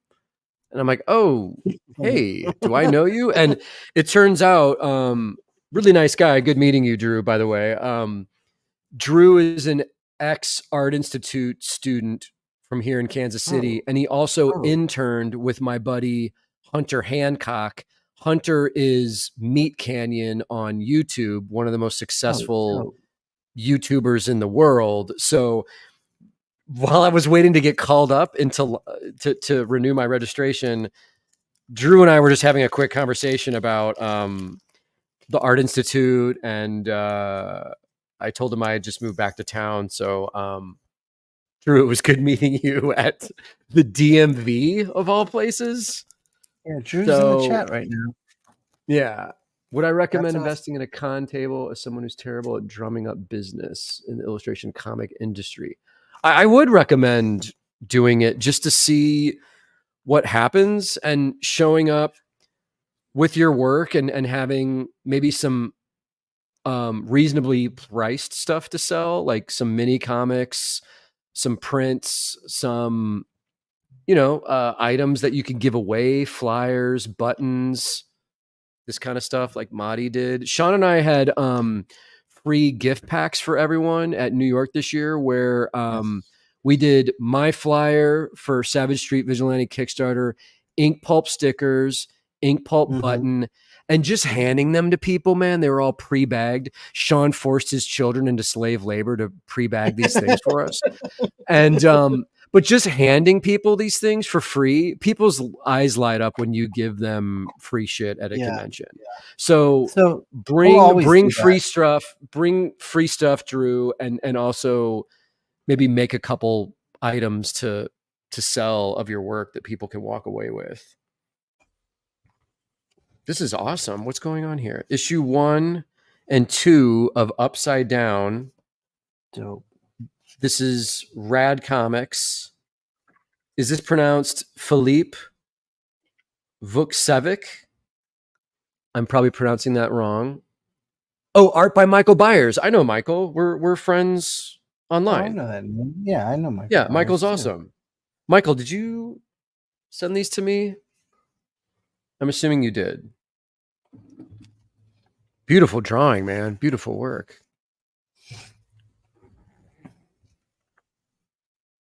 I love seeing everyone go back to just black and white comics, man.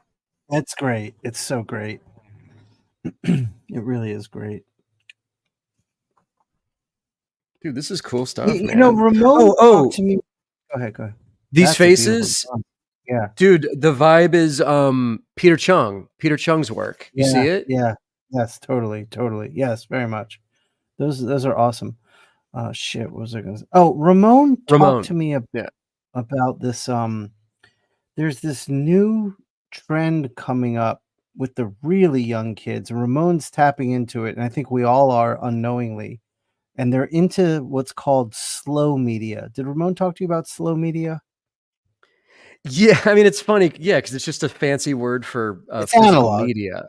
Right, Yeah, it's like yeah. like actual magazines, comics you hold in your hand, and stuff that like put the phone down and you can hold it, and that's I banked on that coming, and I think it's starting to come. So I'm real excited for this because everything we're doing on here with independent comics, it's just gonna explode in that uh, age group. Yeah.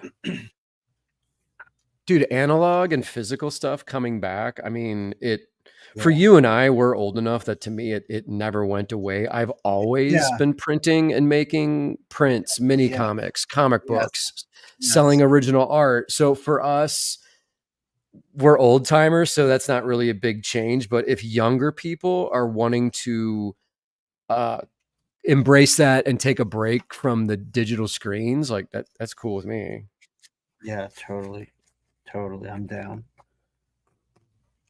Dude, this looks like cool stuff, man. I need to read these. Yeah, that's very cool. Radcomics.com, you guys, All right. to Awesome. support these indie comics. Oh yeah. Jamie, can I get the screen real quick? All right, guys, I'm done. So this is this beautiful metallic print. It's on like heavy stock art paper, but now you've got a hand painted Spawn remark on it right there. It looks so good. So the current bid is what now? 175 from Dan. 175. So if you guys want to own this, you got to bid over 175. Bidding's not done yet, but I'm just refreshing your memory. Now back to Jim. Look at this beautiful packaging. Look at that, Dude, Sean. that was seamless. That was seamless. Sounds like a commercial. Yeah, that's gorgeous. What is that sticker? I feel like it's just like kind of a disco ball kind of thing. Oh, I see it. I see it. Yeah. Okay. Oh, that's cool. But I feel like I need to be precious with opening this. Oh shit! Guys, look at this. Oh, dude, I love the title, Future Lux. That's awesome. Look at these colors. Yeah, that's wild. Shit! There's a whole thing going on here. There's stickers. Damn. This is what I'm talking about, you guys. This is how you do it. You include always a sticker pack, business card. Oh, Scott Rule. Yeah, I know him. Scott, shout out, dude. This is awesome. Congrats on the Kickstarter, digging the live Inkpulps with you and Sean. Keep it up. Here's my comic, Future Lux, that I started all of them years ago. I hope you like it. You guys are an inspiration. Cheers, Scott. Oh, that's awesome, man. Dude, thank you, man. Dude, I want to check out. Fucking awesome.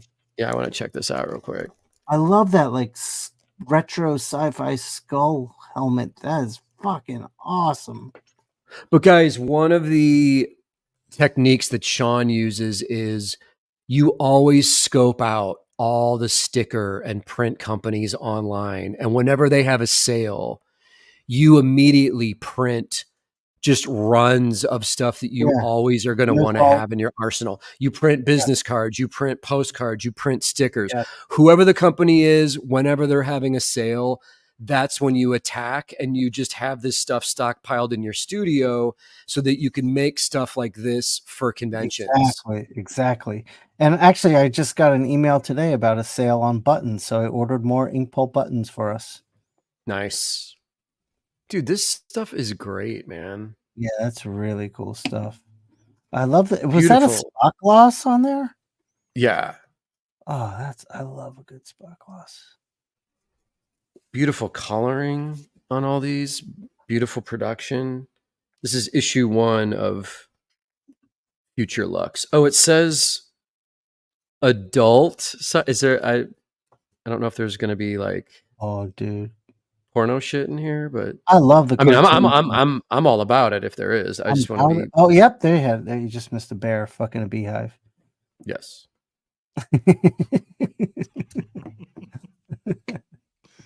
Where can we? Okay, Instagram. Everyone, get on it. Scott Gerard rule. Yeah, this stuff's There awesome. you go. Love it. Love it. Right there. Great stuff, man. Solid stuff. I got to go through all of these later. We still have 3 more. But Sean, if you need the camera. Oh, wait, real quick. Okay, Oh, yeah. shit. Oh, what? Oh. Ninja Turtles Grand Design. Yes. Got it. Oh, shit. This is from Mike Stefani. Yeah. So this is the Kayfabe crew. Wow, look at this shout out to Ed and Jim. That's awesome. Oh my God, the sensei. That's amazing. Oh, yes. So wait, okay. West Coast Avengers did a video from the Eddie P Con in Pittsburgh, and Matt was on the video promoting this book. I'm so glad he sent these to me. This is awesome. Yeah, that's fine. Sean, I'll split the goods with you, but this is oh shit. Alika Seki wrote this, and Alika is the guy bringing me out to Maui Comic-Con in December. Nice. Did Aliki send it to you? No, Matt did. Oh, okay. But Turtles Grand Design is the Kayfabe crew, so it says art by the K-Fam. So it's a bunch of the Kayfabe crew doing the art together with Alika doing the writing. I could see Madi organizing something like this for an Inkpulp crew. Oh, for sure. Dedicated with love to the memory of Ed Piskor. Amen.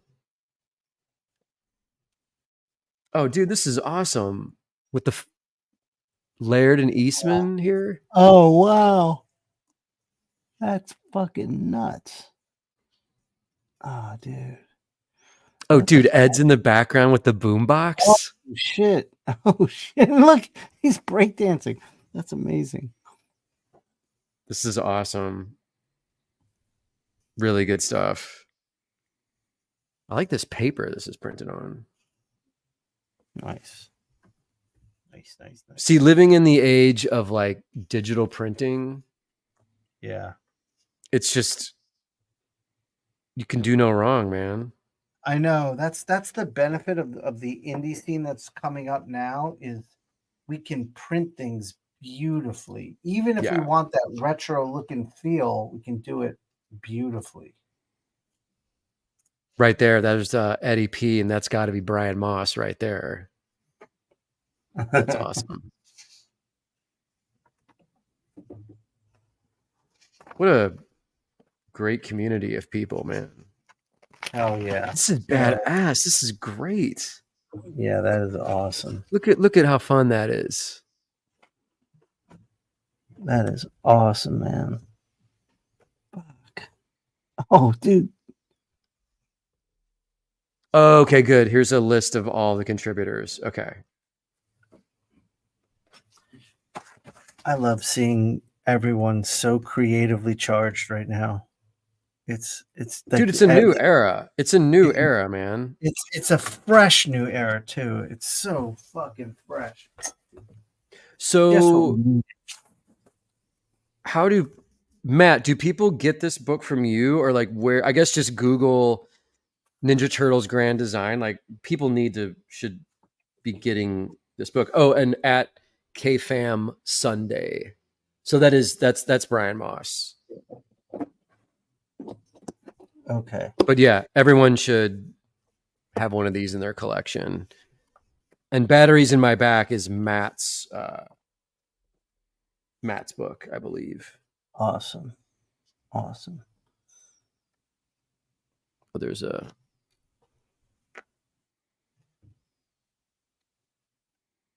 Oh wow, dude, look at this, Sean. Oh my God, dude. Ed and Jim with the wizard style. The Liefeld fucking outfit. Oh my God, dude. That's amazing. Dude, the T-square, it's like a souped up T-square. Oh my God. Is Jim holding a brush? Yeah, he's got like he's got a brush and then a couple pens in his hand there. Oh my god, that's fucking awesome. This is amazing. This is great. Ooh, that's cool. Ah, man, I love seeing comics like this. Oh, we got some. Here we go. We got some stickers. Oh yeah. So Matt Stefani, you guys check him out online. Junk.draw. Save 1 pizza point. KFAM Sunday, the sticker. That's great. That's so awesome.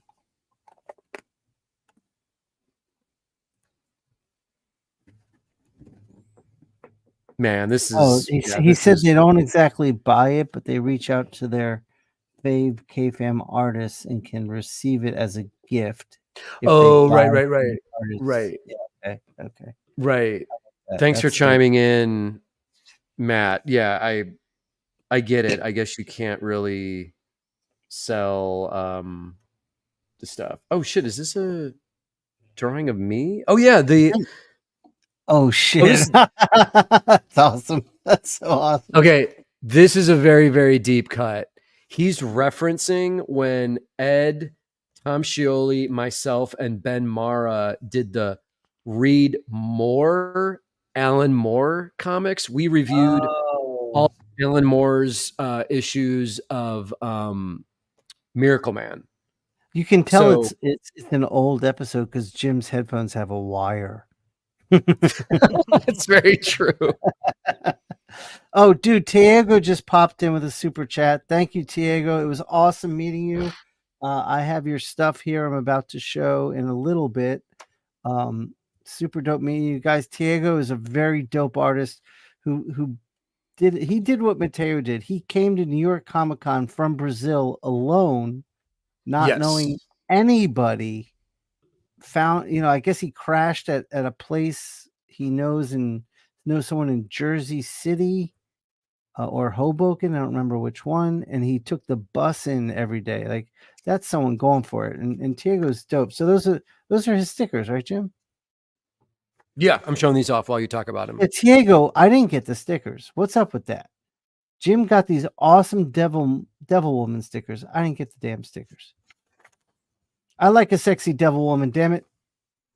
He knows awesome. I love the ladies. I love the butts. Jim, you weren't there, but Tiago hung out with us after the comedy club on Monday night. We went to Empanada Mama's, and then you went home. You went back to your room. Ramon, Mateo, and I met Alex and Caroline out for a drink of wine, and Ramon had invited Tiago, so he joined us for that. Oh, that's awesome. Okay. Dude, look at the effort on that. Oh, that's awesome. Oh, Chris, thanks, man. $5 super chat from Chris Pierce, Comic Tropes in the house.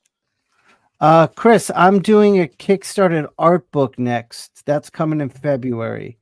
This is all me building my path to do my own comics. So yes, eventually. That's the plan. That's the goal. That's the bullseye of the target. Sean's next on the Kickstarter list. And then Mateo. Is Mateo definitely going the Kickstarter route? It's not a definite, but it's probably it's a most likely, I'd say at this point. It's a most likely. Can I get the camera real quick? Hand crush it, dude. He'll crush it. So, guys, this is the G clay print with a metallic sheen and my hand painted remark of Spawn on the print. This is currently being bidded on with the high bid being Daniel at $175. So if you would like to own this one of a kind remark metallic sheen G clay of my Spawn cover that came out today, you can bid over $175. Just drop a number in the chat. And I'm curious, did anyone pick up the issue today? I'm banking on you guys to show the world the love of the Shawn Spawn. That's the one, baby. That thing is badass, dude. Congrats on that coming out today, man. I need to hit the comic shop this weekend, and all right, just send me a pic if you see it. Yeah, if you see it, send me a pic. But Jim, I'm glad you're saying that because I think you like the next one even better. the next cover. Oh, dude, yeah, sorry. I was I got to read this letter on the air, Sean. Okay, go for it. Dear Sean and Jim, hi Jamie. Thank you for an awesome stream. I love watching you guys. Inkpulp is a super fun show that is so important to keeping the spirit of comics going strong. Keep craft alive. Anyway, long story short, a few years ago, I fell into depression and was ready to give up comics and drawing. Then the pandemic hit, and for the fuck of it, I decided to do a fantasy horror Shaw Brothers inspired kung fu comic to yes. kill lockdown time. Well, that already sounds great to me. Yeah, that's the experience. My favorite type of mix. The experience changed me. I got the work done and managed to get it published locally. So I present to you my pandemic baby, The Woodsman. Jim, will you please send me a photo of that note so I can just read it to myself later? That is incredible. Thank you. Thank you. And he says, okay, so I present to you my pandemic baby, The Woodsman. Thank you for checking it out and hope you like it. Cheers, Elvin. P.S. Super thrilling meeting you at CGCC, Jim. Hope you can come back to Singapore and bring the guys with you. Oh, shit. I met him in Singapore in 2019. Wait, he mailed this from Singapore? Yes. That's insane, bro. Holy shit, Elvin. Oh, dude, wow. That's amazing. Okay. So this looks awesome. So there's Elvin. There's a... Oh, that's a nice drawing. Dude, just the look at this. The back matter. Yeah, I'm already into it. The back matter. Yes, I'm about it. I am. Dude, the thumbnails, the sketches. This is exciting. Yes, this is how you do it. Dude, look at... Oh, dude, shit. What the fuck? Concept drawing from October 2015. Dude, that is amazing. Oh, shit. This guy's no joke. I gotta read this. Oh my God, look at those drawings, dude. Elvin, I think you're making a bunch of new fans tonight. Oh, Elvin, this is incredible work, man. Wow. Oh, man. Oh, shit. Look at this. Sean, this is fucking dope. That's my shit right there. Horde of monsters. Elvin, are you here by chance? Are you? Oh, look at that. That is awesome. Dude. Jim, Chris is asking in the chat, do we have like a website or a social handles for Elvin? Yes, let me... Oh, Chris, I think Chris or Dave said my issue comes out next week. Is that correct? I thought it was the 30th. They keep moving the date on me. Oh my God, dude, you got a drawing. Jim, was that a drawing? Right there. Oh shit. Yes. I'm sorry. Oh I was my God, distracted. Dude. Oh, that's incredible. Yeah, I didn't even realize there's pencil in that. So image says November 6th. So scratch it that it came out today. All right, cool. Well, I'm glad we're getting this in ahead of time. Guys, pick up the comic next week, please. So we're doing this is my only critique then. Guys, Jim Rugg would say this all the time. You have to put your information in the book. You have to put your social, you have to put... So there's, Elvin Ching is the name of the artist and writer. He's obviously brilliant. There's epigram.cg, www.epigram.cg. Epigram Books is the publisher. Look, Dave knows him. Elvin is part of Next Comic Art, which is run by Jiggy Cruz. Oh, Jiggy is his art rep. Is that correct, Dave? Oh. But yeah, I mean, for me, it's like you have to always just pimp all of your social and all of your stuff in everything you do. Yeah. But regardless, you guys, Elvin Ching, I mean, don't sleep on this guy. This book looks totally awesome. Fuck yeah. That looks so good. Look at this shit, dude. Oh, dude, I love this. This is like dude, they did Choi Hark did some kung fu horror films, and he had one called Vampire Hunters. I think it was called Vampire Hunters. It's fucking kung fu vampires, dude. It's amazing. Kung fu and vampires. I mean, what more do you want? Yeah, it was like, and it looked like a Mignola comic. Like it was like really high contrast, dark. The colors were not very saturated. It was like blue and black. Like it was awesome. I'm trying to remember talking to him in 2019 in Singapore. That seems like so long ago now, gorgeous. But this is really beautiful. This is I gotta commend you, Elvin, for using the time of something horrible like the pandemic to create something beautiful. I think a lot of us went in that direction. I know Jim and I and Mateo, and we all started creating at a furious pace. And that's when I learned to paint. So I turned the pandemic into painting school. So it's so cool to see like people use that time to bring beauty back. That is gorgeous. Yeah, man. And I also want to commend him for like, he mentioned going through depression, you know, and it's like, that's a very serious thing. And it's like to be able to turn depression or negativity into art, into this, like that is a manifestation that is real, man. Like that's heavy shit. That's awesome. Yeah, that's incredible that you overcame that, and this is what came out of it.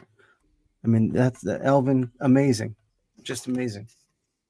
Wow. So when Sean's here in March, Elvin, he's basically going to try and steal this book from me. I am. I'm working on a plan. I'm working on a plan to get it. This is the last one of the night. All right. Let me just quickly see what we got here. Sean and Jim. I'm Dom. I'm 19 and a maker of comics. Hell yes. A huge fan of the show. Never stop. Keep craft alive. Fucking love it. Oh my God, you guys are awesome. I love that he used this huge box to ship this one comic book. This is awesome. Great. That's awesome. Dom. Dom did one of the Savage Street Vigilante fan art pieces that we showed off last episode. Dom is in the chat right now. Oh, Dom, what up? This is awesome. Thank you, Dom. You rock. He's working on a new crowdfunded book, he said. Well, Dom, when that's done and you've got a link, we want to see it and we want to put it on the show. Dude, check it out, gang. Here's how you do it. Written and drawn by Dominique Gomez. Instagram, TikTok, website, email. Boom, boom, boom. That's how you do it. Oh, yeah. Dude, and those comics look awesome, too. Dude, this is cool stuff, man. Hell yes. The super loose. Oh, shit. Look at that coloring. I love the spot color. Yeah, it went from pink to green. That's awesome. Really cool stuff, man. Yeah, Dom, when your next book is done and you got the crowdfunding going, give us the link. We're gonna get people looking at it on the show for sure. Yes. This is dope. You know, people are making comics exciting again, like self-publishing, just pure creativity. Wow. That's amazing. Dude, I love that middle. Dude, Sean, it's the 90s again. I mean, we're old enough to know the excitement of the 90s underground movement when we came up and were self-publishing. Yeah. It's the 90s again because of YouTube, digital printing, and the fact that we can just get this stuff into each other's hands, you know. Yes. And there are communities that exist and people can cross promote, and I think that's helping things get seen. Dude, this JFK guy with the Ramones shirt. Oh my God, that's awesome. Whoa. This is great, man. Dom, you're 19. Wait, what? So this is a 19-year-old kid put this together. That's amazing. Yeah. Hearts and Good idea, Fishes. You guys check out Dom's work once again. Hit him up and support the art, man. Great stuff. Thanks you guys for sending in all this incredible work, man. I have a whole pile of stuff to Jim, go Dom through. just said there's only 20 of those comics in existence. Oh, damn. Okay. Yeah, that's pretty crazy. Oh, and Chris. Okay, Dom was on Chris's Kickstarter 12-hour extravaganza that he did. Amazing. Okay. Wow. Okay. So, you did them all. Are you done, Jim? Yes. See, quickly, right. just before we move on, I looked up Elvin on Instagram. If you want to find his Instagram, it is ELV Ching, at ELV Ching. Okay, awesome. Can you pop that in the chat for everyone, Jamie? Yep. Thanks, man. Great. Jim, it's 9:10. Do you want me to dig through all the New York stuff, or you want to do that next week on the live show? We could do it next week. Do you want to wrap things up, or how are you feeling? I could hang out for another 15 or so. Yeah, I could do 15. No, I could do 15. That's fine. I just can't go through this New York pile in 15 without. Yes. No, I could. Let's do that because I want to give people some screen time. But before I do it, guys, this is we're getting near the end of the show, so the bids got to start coming in if you want this. This is a really nice metallic sheen G-clay print of my Spawn cover with a hand-painted remark I did on the show right here. And the current bid is at $175. So if you want to own this, and I'm telling you, listen, that's good paper. If you want to own this bad boy, just bid above $175 in the comments there. All right, so let's see. New York Comic-Con. All right, this dude, Thane, I love what this guy does. He turns everything into a different type of comic. So he made these just as little giveaways, and you open the monster's mouth and you start to read the comic. His stuff is so good. His stuff is awesome. And so this is a book he did of his stuff, and his stuff is super fun, and I love his everything to him feels like he's looking at things as like an old map, or it's he world builds in a really interesting way, and I love it. So there's always these like maps and mock-ups and things moving around. I love his stuff. So super cool, man. Thane also does shit. I just had it in my hands. He does these newspaper comics that are one giant sheet. I'll have to show it next week. I had it in my hand earlier because I was looking at it. I finally got this, Jim. You already have this. The Doom. Oh, yes. Yeah. So we've shown this on the show before, but now I have it. I got to give a big shout out to Camille. She came up to me, Jim, Mateo, Ramon. She's in the animation industry, which is going through its hard times. What's crazy is animators are trying to come over to comics now, which is going to be great for the books they make. But it used to always be comic book artists are trying to get over to animation for the steady good pay. And now that industry is having its issues, they're coming here. So Camille wants to get into doing comic covers, and she does environmental design, mainly in animation. But like she did these covers. Like she's these really mock good covers. Well, and she it's awesome because you can see she loves to like set a scene more than a character. Like this is all about the lighting on the church.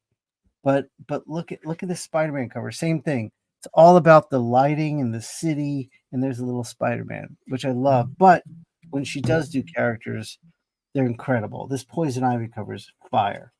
Yeah. And then there's a Harley. I think where's the Harley? Oh, the Catwoman one. That's what it was. Gorgeous. That's gorgeous.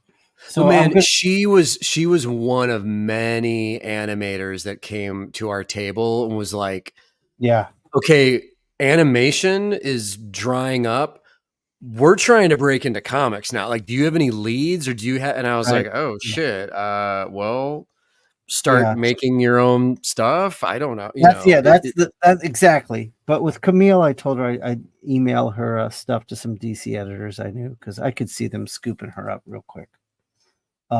This is my homie 13 Tunes, Jonathan. I think Jonathan was in the house earlier. I don't know if he's still here, but Jonathan always drops off a nice package of joints for me and Jim. So thank you, Jonathan. But this is Jonathan's self-published book. He comes from the Bronx. Am I right, Jonathan? You're from Bronx, right? You can see his similar graffiti and hip-hop influences. Me and Jonathan talk hip-hop all the time. But his cartooning's hella dope. Super good. Jonathan, dude, his stuff looks great. It's really great. His cartooning style is fantastic. Like, you've improved dramatically in the past few years. Yeah, Jonathan, we got to get you more into pushing your self-publishing. You got a career there waiting for you. And then, of course, Marty. Our boy Marty. He's like our weird adopted son at this point. That's exactly, he's son of Inkpulp. But yeah, I can't show a lot of that. But yeah. So Marty rose to fame and fortune, as you guys know, by doing the bootleg Spider-Man comics that were featured on Cartoonist Kayfabe, and he has his own universe of comics that he's self-publishing out of his spot in Brooklyn. Like, he is his goal is to be like sort of like the modern day Stan Lee, where he just has his own like enterprise happening, and it's just his own shit. He's got young cartoonists drawing books for him already. Yeah, out of his catalog, Marty is a force, and in about 10 years, you guys are going to be listening to Marty, not us. That's true. That's true. Yeah, Marty's the future. I always tell him that he's the future. Here's Tiago, dropped off a nice book of his stuff. And Tiago's, I follow Tiago on Instagram because I like his work. I mean, dude can draw. Yeah, he's awesome. He's really good. So this is a comic of his. Oh my God, I remember I did a critique for him of these pages. And oh my God, now I remember. Yeah, he sent me some pages through DM on Instagram, asked for some feedback. So I gave him a little critique of it. Hell yeah. Damn. Okay.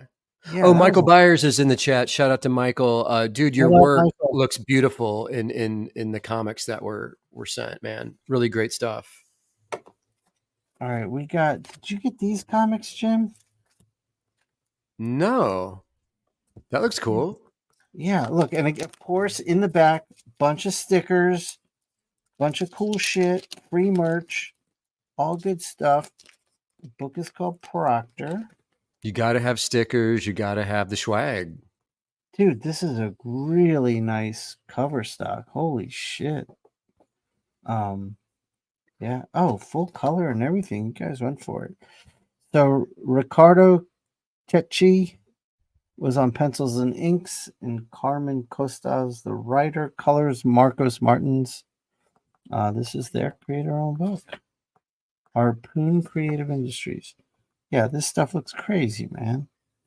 Beautiful. Yeah, I mean, people are the level of talent out there is nuts. Hell yeah. Nice coloring too.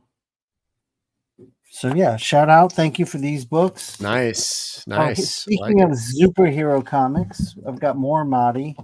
I've got this one from Marty. Oh, yeah. The Radicals. Dude, Marty's a force. Like, that's I think he does like 4 pages a day or something. I don't know. He was telling me his schedule. I might have misheard that, but I could see it. Yeah, he's got that drive and hustle. Matt Battaglia dropped off this book. Which beautiful. I love. This reminds me of Rubber Blanket. Yes. Right? Wow. Yeah. One spot color, nicely designed, really brushy, nice drawing. Cool stuff. Very cool stuff. Beautiful, man. Yeah, that was a nice book. What's this one? Derek Jones Nosebleed. Jim, have you seen this one? No. What? Look at that madness. Why was this not given to me at New York? What happened? I don't know. I honestly, Okay. I don't even remember. Like, I was being passed books so much. Oh, this cover is amazing. I hope I shit my pants when you gave it to me because it's crazy awesome. Oh, dude, look at this. These interiors look great. Yeah, this Oh paper is like, shit. it's like black hole. Remember black holes on that paper, that glossy paper? Oh, of course. Yeah, this is like that paper. Rod Reese in the chat. What's up, buddy? Good seeing you in Hey, New what's York, up, man. Rod? Oh, dude, this stuff is awesome. Look at this cartooning. Damn. Okay. Dude, this is a gorgeous book. With Thank the- you for with Sean, what's the name of the artist and is his info in there? Eric Jones. Let me look. Oh man, there's just so much cool shit. Yeah, right here, guys. Derek Jones, Instagram, DerekJonesArt.com, Scuds Scuds Inc. Inc. on Instagram and Twitter. And he has a Patreon, Derek Jones. This stuff is dope. Look at that cool self-portrait, man. That is awesome. Beautiful. Great job, Derek. That's gorgeous stuff. Hold on. I got more here. Wait, I got a sticker. Wait. Oh, dude, I forgot about this one. Nice. Yeah. And this is some cool stuff too. Sam Chambers dropped off this mini comic. I Did you think get I this one? got that. Yeah. Yeah, I think he gave it to all of us. But I liked what he's doing here. It's beautiful. Guys, you don't have to spend a lot of money to get your comic out there. This is just folded copy paper, staple bound. All you need. Make it nice, make it pretty. You don't have to spend a ton of money. So Sam Chambers is a PA-based cartoonist, loves fantasy, folklore, and fairy tales. Here's his IG, Sam Chambers Art. Booyah. And his website is samchambersart.squarespace.com.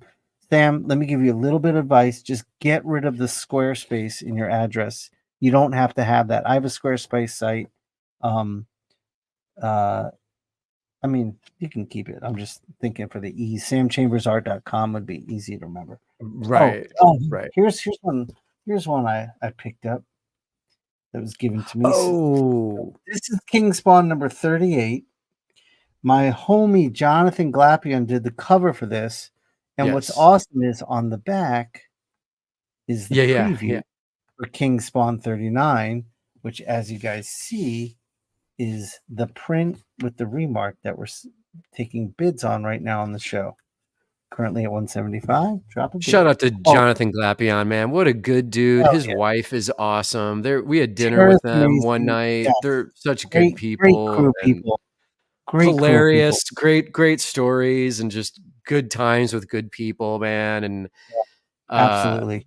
You know, Chris was, you know, we got to hang out with Chris Pierce more. I mean, I didn't get him out for a dinner, but Chris was around a lot, and I got to walk to the convention with him on Sunday morning, and just great to spend time with people in real life, you know. Yeah, it was awesome.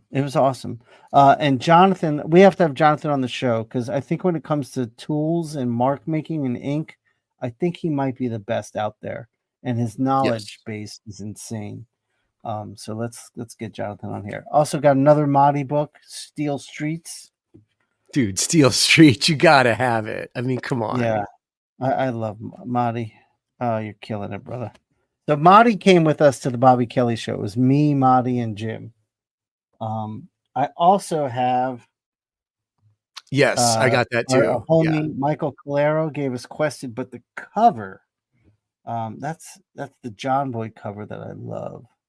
It's dope as hell. But I mean, this is a nice hardcover book with really cool cartooning inside.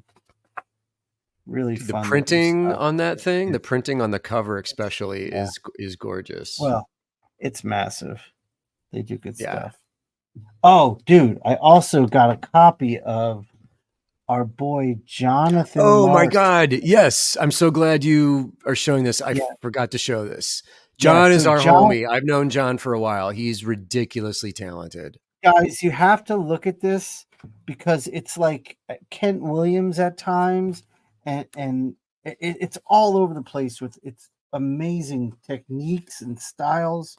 But Jonathan, just like look at this. Like this is like Sienkiewicz simple line art. This is all mixed incredible. media on paper. This is not digital. Yes, This is him exactly painting and inking his ass off. Like he's incredible. And Jonathan came to lunch, the Cat's lunch with us. Jonathan and Marty were like the up and coming generation, and we were the older generation. But all of us, Mateo, Ramon, me, and Jim, spent that lunch looking at Jonathan's sketchbook, which was mind-blowingly good.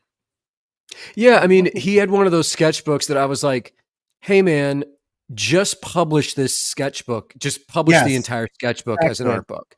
And he's like, "Well, some stuff should be edited out." I'm like, "No, you publish the whole sketchbook. It's incredible work. It's amazing." Dude, look at this drawing. And so if you look on the back here, oh shit, he got a quote from LP of Run the Jewels. Yeah. I didn't know that. Dude, he got a pull quote from me. He didn't even use it, that motherfucker. Oh shit, really? Yeah. Well, I think he used it on he might have used it online. Yeah, he might use it online. But damn, he got LP. Good for you, man. A Brutal, Beautiful Nightmare. I love this book. Awesome. Jonathan, you're a badass. Guys, pick up this book. It's amazing. I also have more from Diego. This whole packet he gave me. But I want to get into his sketchbook because this is some of my favorite stuff of Diego's when he draws the lady. This stuff is just his hatch work is really top notch. This is what got me noticing him online. Like all these drawings, just gorgeous stuff. But his mark making, I love. Look at him doing anatomy studies for lighting. Like that's how it's done, man. Look at these gesture studies. Working it out. Yeah, Diego, you're a badass. So I got this. That I wanted to show because I think Diego shines there really, really hardcore. And this guy. Jamie, did I send you a photo of me and Mateo holding up a giant piece of art? You did. I can get it quickly. Yeah, will you pull that up real quick? Because this guy is on to something. He's doing his... What's that? Is it fan art that he did of you guys? It's fan art, but it's not of us, but it's for us. And it was giant. Do you remember those giant paintings, Jim? Yes. Yeah. Okay. So he did this book. Right. How to read. And when you download the app and hold your phone over the image, they animate and the words are spoken so the kids can learn to read. So the whole look and design of this book is to be an educational reading tool, which is awesome. Nuts. Yeah, it's bonkers. He showed me on his phone, and it totally... So this character comes alive on the screen. Not this character, but a character, and it's always the same guy, and he just starts reading to you the words. And he's animated while he's doing it. It's dope. But he got us these giant... He made these giant paintings for me and Mateo. Okay. I didn't realize it was the same guy, the same artist. Yeah, it's that guy. Did cool, I not send Jamie? There it is. Look at those. Yeah, these giant paintings. He did Mateo as a big dumb shark eating, and he did me my Inkpulp logo on a body, and it says "Keep Craft Alive" all over it. That's badass. Yeah, so those are that was great. I mean, they're huge. So thank you for that, Amir. That was dope. And the last thing I have to show is our Croatian artist friends did a self-published thing called Farto. I got one of those too. Number 3. Yes. But yeah, so this is an anthology of Croatian artists. I think everyone's Croatian in here. And Croatians are badass cartoonists. This stuff is great. Yeah, there's some awesome stuff in there, man. Yeah, there's some dope stuff. So that was the New York haul. Whew, that was exhausting. All right, I guess auction that baby off. Yeah, so guys, we're at the end of the show here. Let's do a final bidding round on here. What's up, Daniel? So Daniel's at the lead here. So we've got this. You guys can see the metallic sheen on this. It's a incredible print. Tiago, you're welcome. And no, we're not gay. I'm just kidding.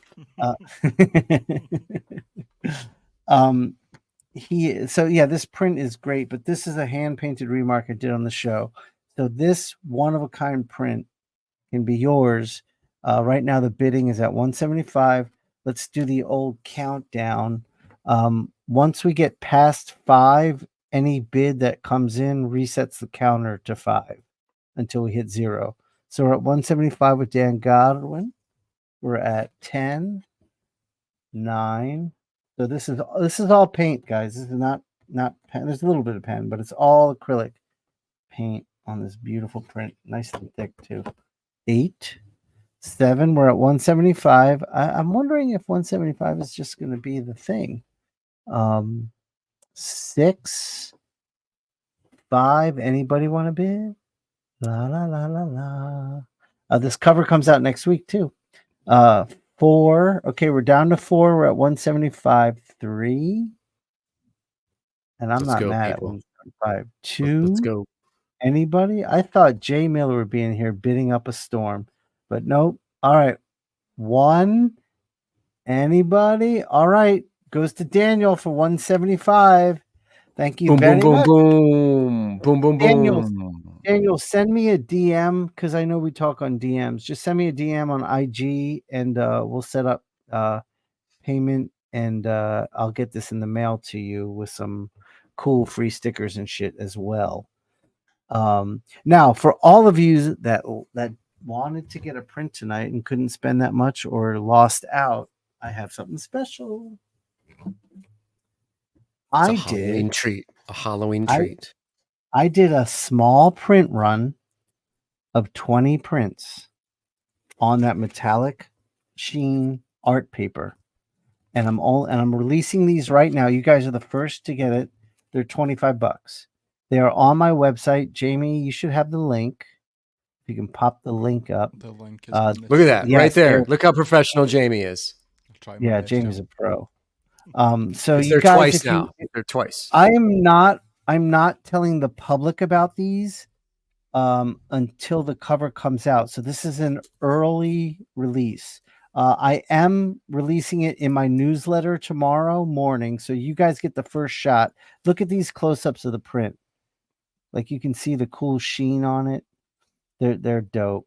And I'll sign everyone. And they come boarded and backed like you're seeing in my hand. Yeah, they're hella dope. The colors just rock. So I've got 20 of them. They're on my website. You can order them right from there. The link is in the chat. They're all bagged and boarded, and I will sign them for you. And I'll also throw some free stuff in with these as well. If you'd like one, head over and order. If you're not on my newsletter, please get on my newsletter because tomorrow morning I'm opening it up to my newsletter people, and I'm pretty sure these will be gone before next Wednesday, but if they're not, I'll tell the public about it. But I'm not saying a word until this cover comes out next Wednesday. So we have a week for all the Inkpulp fam to get one of these, and then they'll be gone. So thank you guys. And don't forget, Friday, I'm releasing that free chapter on how to use line variation in your inking on YouTube. But if you're on my newsletter, you'll get something about that in the newsletter on Friday too. And we have a cool commercial.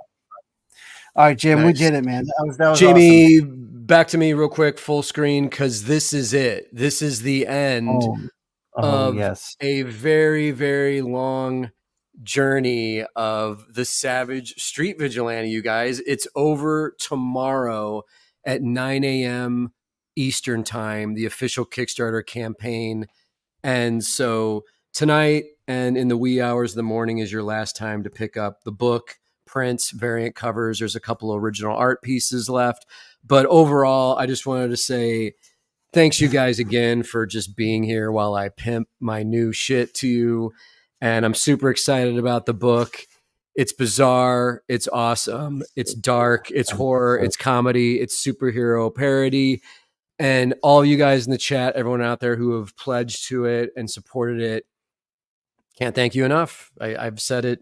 Yeah, Jim, I gotta say, I'll keep saying it over and over again. Can't thank you guys enough for allowing me to do this, because it's going to be once a year. Like I said, I'm putting out one of these Defective Comics books. I love it. So, Jim, I gotta say that I'm such a fan, and this work is my favorite of yours. I'm so excited to see that you did it, that it's coming to life, and I'm so proud of everything you did with this. You ran an incredible campaign. You hustled your ass off. You created something that is now got more fan art than I've seen of like most like offshoot DC and Marvel characters. Like the B teams don't have fan art like this. right. I know. It's fucking amazing what you've done. I just want to acknowledge it. Thanks, it's man. Amazing. Dude, thank you. I really appreciate it. And thanks for putting up with my over enthusiastic work ethic with things. I love it. Oh, I never apologize for that. I love it, man. I fucking love it. It's awesome, you guys. But again, thank you, everyone, and keep the fan art coming in, because I really think a published sketchbook in the beginning of the new year needs to happen with like all the stuff surrounding the book. So we'll figure that out as we go along. And I have some questions for the chat that we'll address next Inkpulp Live, which we're going to be back November 13th. Oh, right? The 13th. Right. Yes. You're right. You're right. The 13th. Yes. And yeah, because now that we have this format, dude, there's questions that I have for like my next Kickstarter that I can just ask the chat and get answers from people. So field research, Jim. Field research.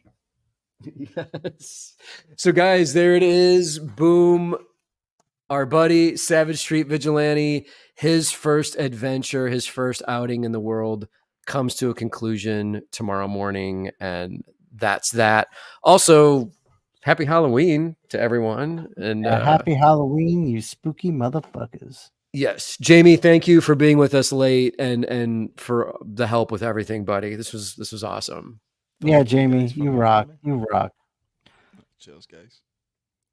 All right, awesome, man. Should we say goodbye? Yeah, let's say goodbye. Thank you guys for hanging out. A lot of you really fucking hung out. We went 2.5 hours tonight. We did this shit. Yes. Thanks, guys. You guys, yeah, thank you. All right, we'll see you in 2 weeks. Take care. Peace.